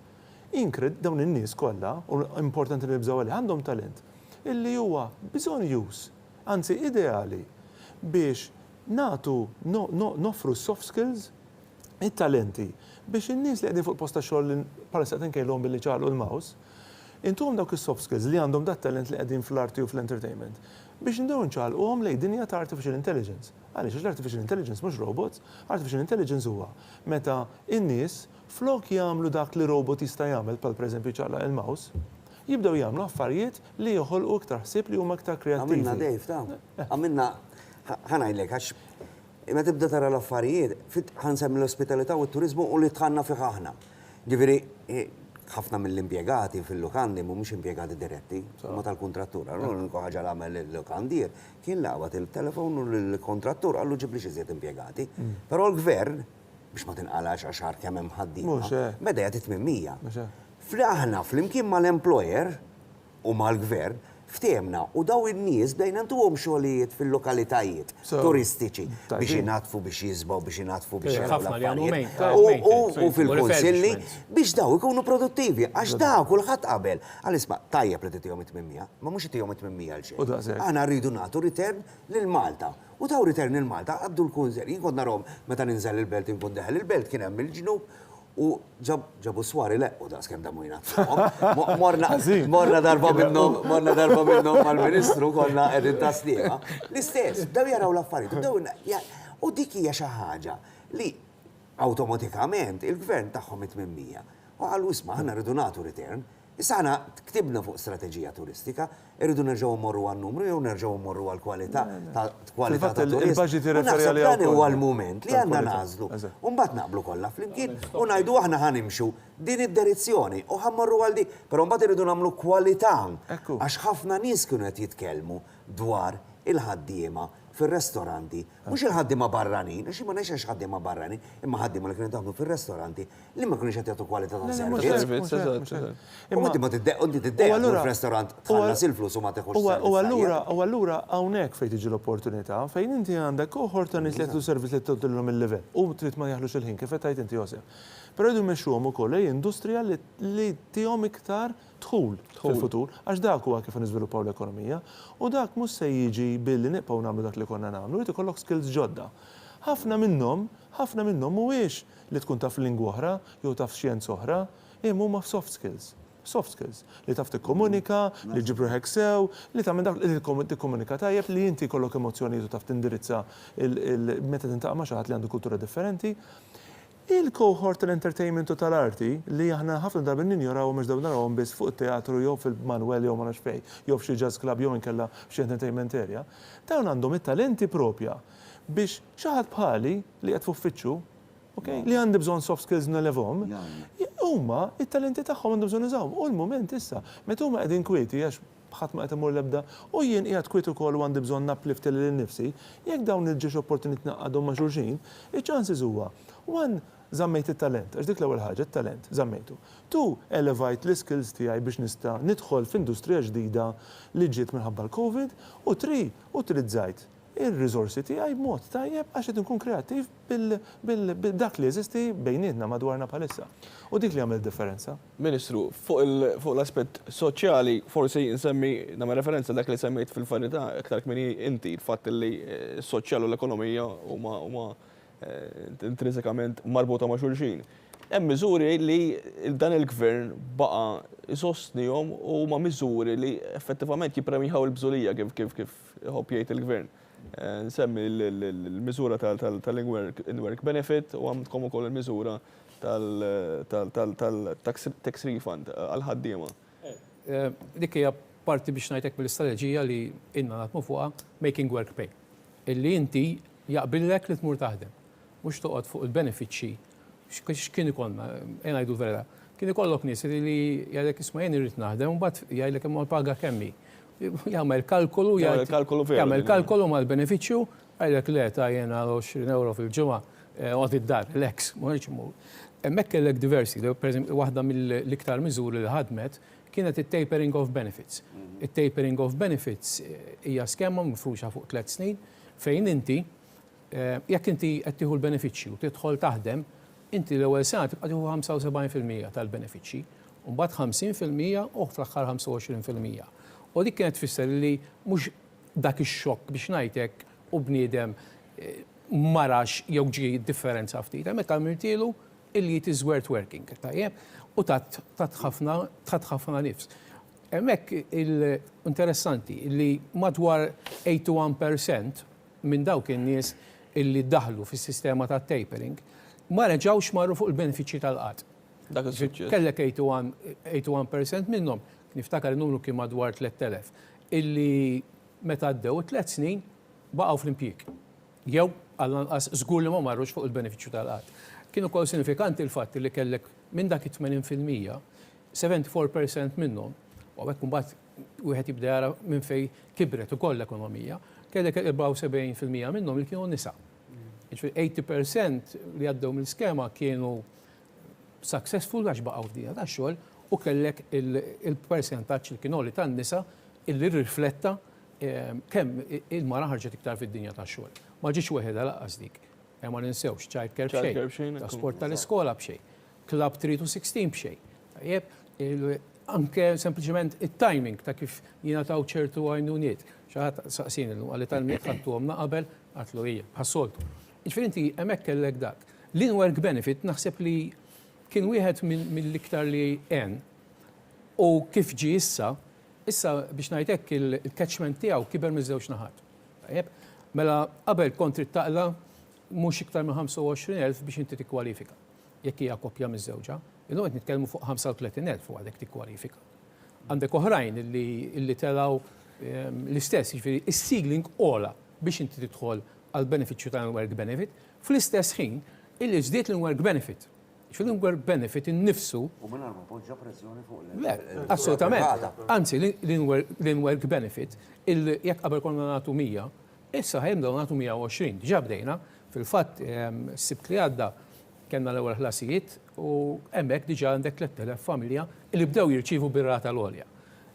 Min li ħajġri issa wara li ratu għoliet tajjeb, inti għandek ukoll il-fatt illi anke jekk għandek dal-standard of living u taqla dal-flus, tajjeb, qabel forsi ma kontx tikkwalifika, kont taqbżu threshold, illum threshold ola drastikament.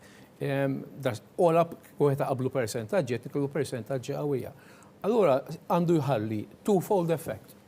Tajjeb, li inti l-ewwel nett inti qed iżid il-flus, l-income. U iktar minn hekk żidtu koll l-eligibilità. Jiġifieri dak huwa mirat bħala nkoll effettivament l-work benefit huwa kickstart fih innifsu. Jiġifieri inti għandek sakemm għandek tfal li joqogħdu miegħek li huma taħt 23 sena, inti tieħu benefiċċju. Kien xi ħaġa li dak ukoll dak serva ħafna għal making work pay. Mbagħad kellek miżuri oħrajn li fl-aħħar mill-aħħar jorbtu l-istess ħaġa ta' ġifieri, fejn pereżempju tax refund. Ma rridx inkun kontroversjali jew politiku, Imma niftakru żmien li kellek partit nazzjonalista qabel elezzjoni għal isma' jena nitla' u nraħħas l-income tax. Tela għallhom le hawn kriżi ta' ma nagħmel xejn, li qed nagħmel xejn. Aħna naqqasna u kienu wkoll spunt ieħor li botta l-ekonomija l qudiem, naqqasna t-taxxa minn 35% iġibni 25% li żgur il-ħalliet il-maksimum tejjeb. U iktar minn hekk illi inti qed nagħtu tax refund, ġifieri ħallasta imma il-gvern qed itikura qed itikbiċċa minna lura. Jinċentivak, allura qed jinċentivak. Imbarra l-fatt li inti għandek il-flus fidejk u dawk ħadhom fuqhom, il-multiplier effect hemm fil-verità. Met inti għandek il-flus literalment qedhom fuqhom. Għandek ukoll l-aspett ieħor li ma ninsewx illi fl-istess ħin inti qed tibbottar dak li jkun biex jaħdem iktar. It pays, work pays, ġifieri dik hija naħseb li dik irnexxina nagħmluha, anke mentalità nara li verament inbidlet, ma nbidlitx mill-lum għal jew nbidlet kollha, imma kien hemm hija, anke meta tħares lej il-benefiċċji fihom infushom. Issib illi pereżempju jekk qabel kellna niftakar sew fit-2013 kien hemm xi 14,000 fuq il-benefiċċju tal-qatt, tajjeb. Illum ma ċandna dak in-numru fuq il-benefiċċju tal-qatt, illum nitkellmu kemm maximum 4,000 u għamel żmien li konna taħt l-2000. L-inqas il qatt kien kemm ilu rekord. U l-iktar numru ta' persuni jaħdmu għax iktar nitkellem fuq dik għax turi kemm għandek ekonomija b'saħħitha. Inti kellek l-ikbar numru ta' nies li jaħdmu u l-inqas nies li għandek li jirreġistraw. Jiġifieri kienet xi ħaġa li kienet trend li baqgħet sejra 7 snin. Okay, il-pandemija forsi wake up call għal kulħadd, le? Forsi wake up call għall-umanità wkoll, forsi konna ħadni għal granted, u fl-aħħar in-natura qed nisma' ħaniġbed naqra rriedni. Imma kif qal tajjeb Sew David Sir Joseph, now is the time to act. Jiġri issa l-mument li jisek bdejt mill-ġdid, biex ngħidlek, għall-ħars bdejna mill-ġdid, x'kieku marru lura fl-erin. Imma huwa mument fejn ċertu affarijiet, you can do a fresh start. Tajt isma' jiena irrid inbiddel għax id-dinja nbidlet u ħatkun mibdula ta' ġifieri, tgħaddi u ma tgħaddix il-pandemija. U allura dan il-mument li tista' tbiddel. Huwa mument li ma rridux nitilfuh. Pajjiżi oħrajn qed jinbidlu. Ħanamlu permettu li għadna nagħmlu waqfa sera reklamja li issa nidħlu lura l-aħħar parti tad-diskussjoni.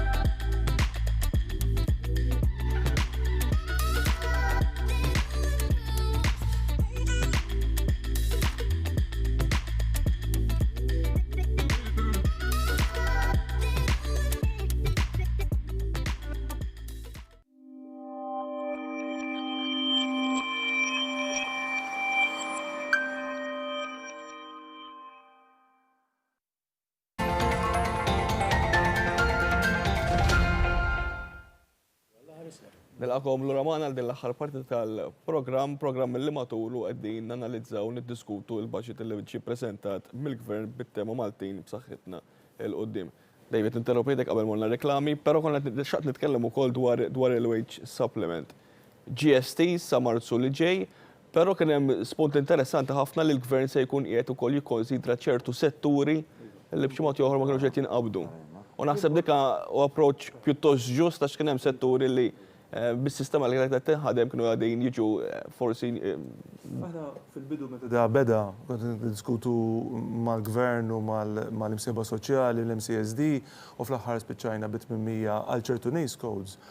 Kien bidu tajjeb, kien hemm ħafna tweaking mill-Malta Enterprise ukoll fuq li ma NACE codes jiġu involuti u sa fejn jista' jasal endol, però r-realtà hija il-NACE code hija metodu wieħed tajjeb, però mhux neċessarjament qed jindirizza business ma' business wieħed biex naraw liema wieħed mill-liema NACE code fil-fatt huwa affettwat. Għax jista' jkollok ħanajdu hekk, il-periti m'għandhomx il-periti m'għandhom ma jieħdux benefiċċju, però jekk inserta perit illi x-xogħol tiegħu huwa biss iffukat fuq it-turiżmu, pereżempju, okay?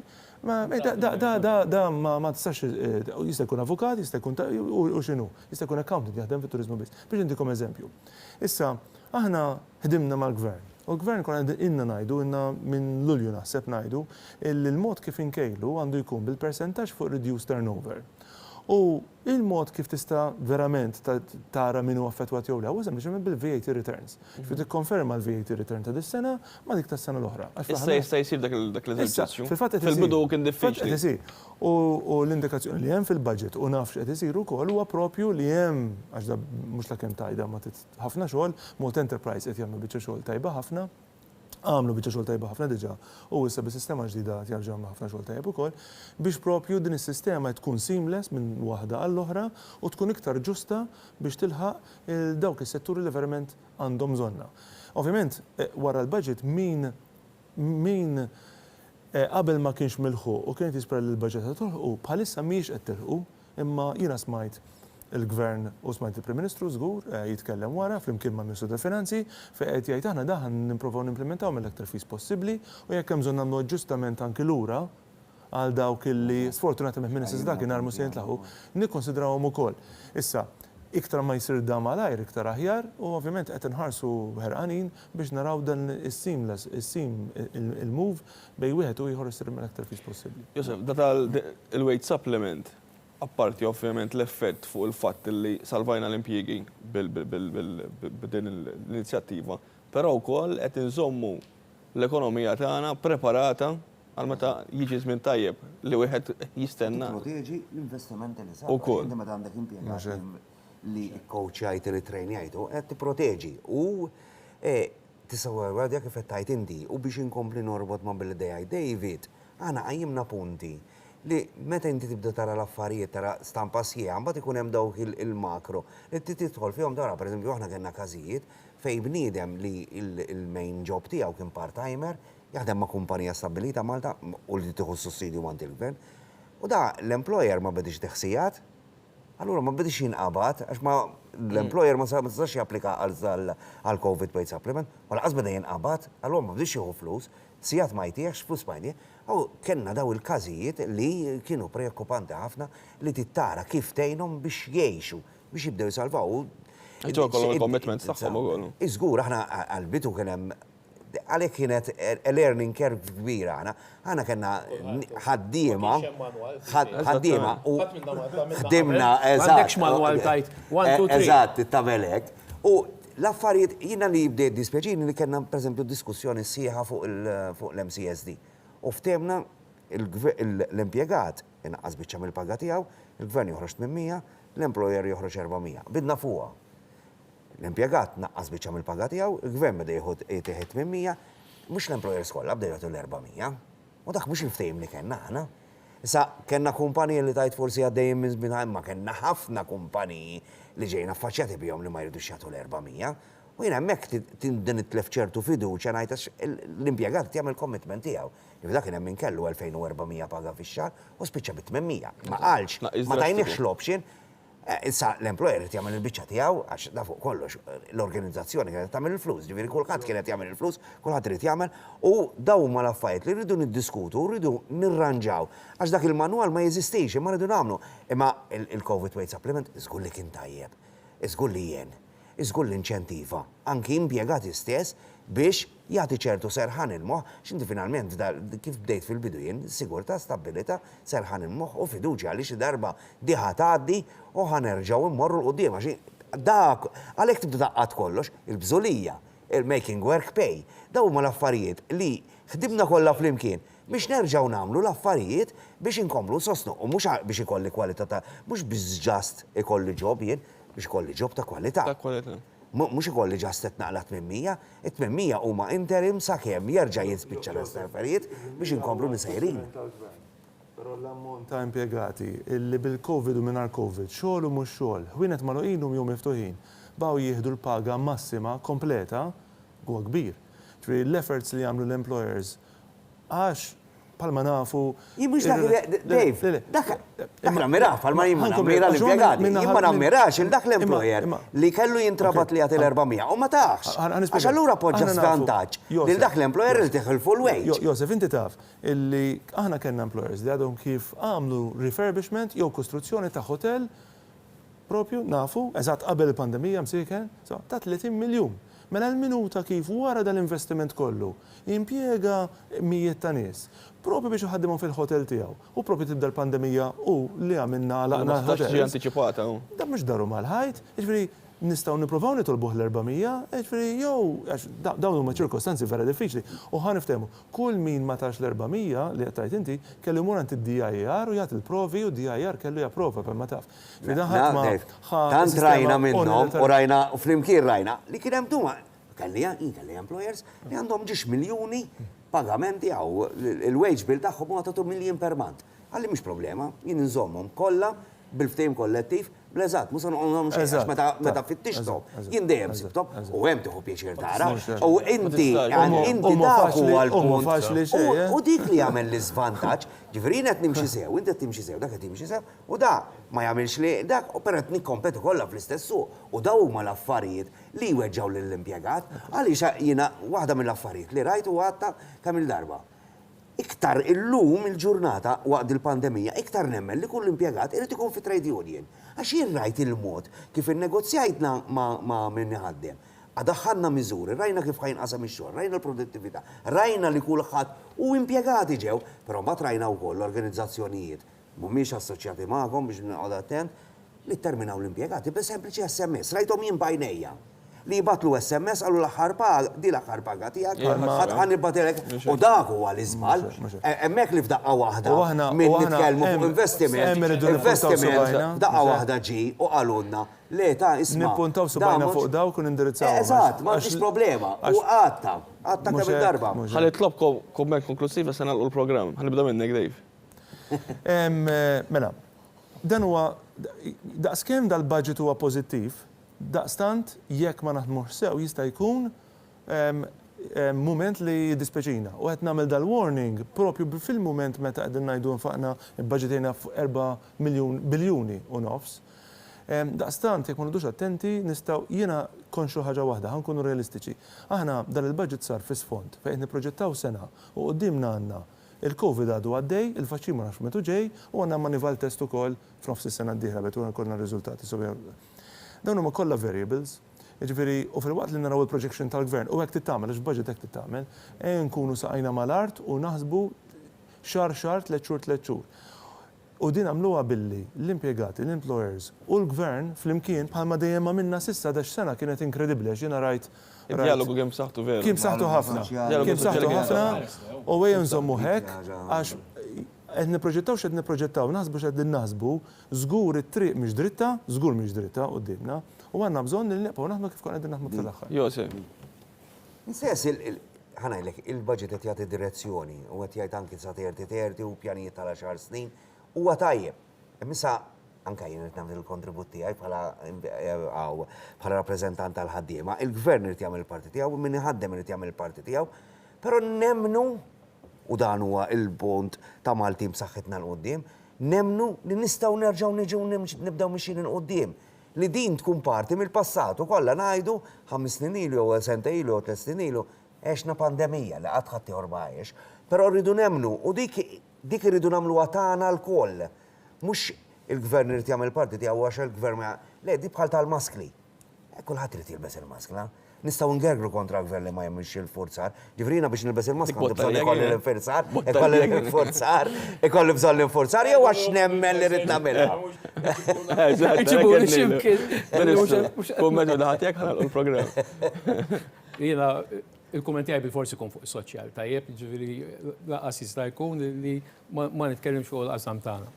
Huwa budget li verament juri impenn soċjali. Ma ninsewx li dal-impenn inna nruħ dal-aħħar 6-7 snin b'saħħa kbira. Ġifieri kieku jekk wieħed ħares lejn il-figuri tal-faqar, pereżempju, id-deprivazzjoni materjali, illum għandna terz li kellna fi-2013. Dawk li fadal kollha żejda, imma ejja nirrikonoxxu li mxejna quddiem. Naħseb li l-impenn qiegħed hemm, Jonathan, ovvjament ħafna xogħol irid isir, imma naqbel ħafna ma li jedna hekk fis-sens li isma' il-gvern qed jagħmel tiegħu, ma kulħadd irid jagħmel tiegħu. Di m'hemmx manwal, ħadd ma jista' jgħid se jiġri.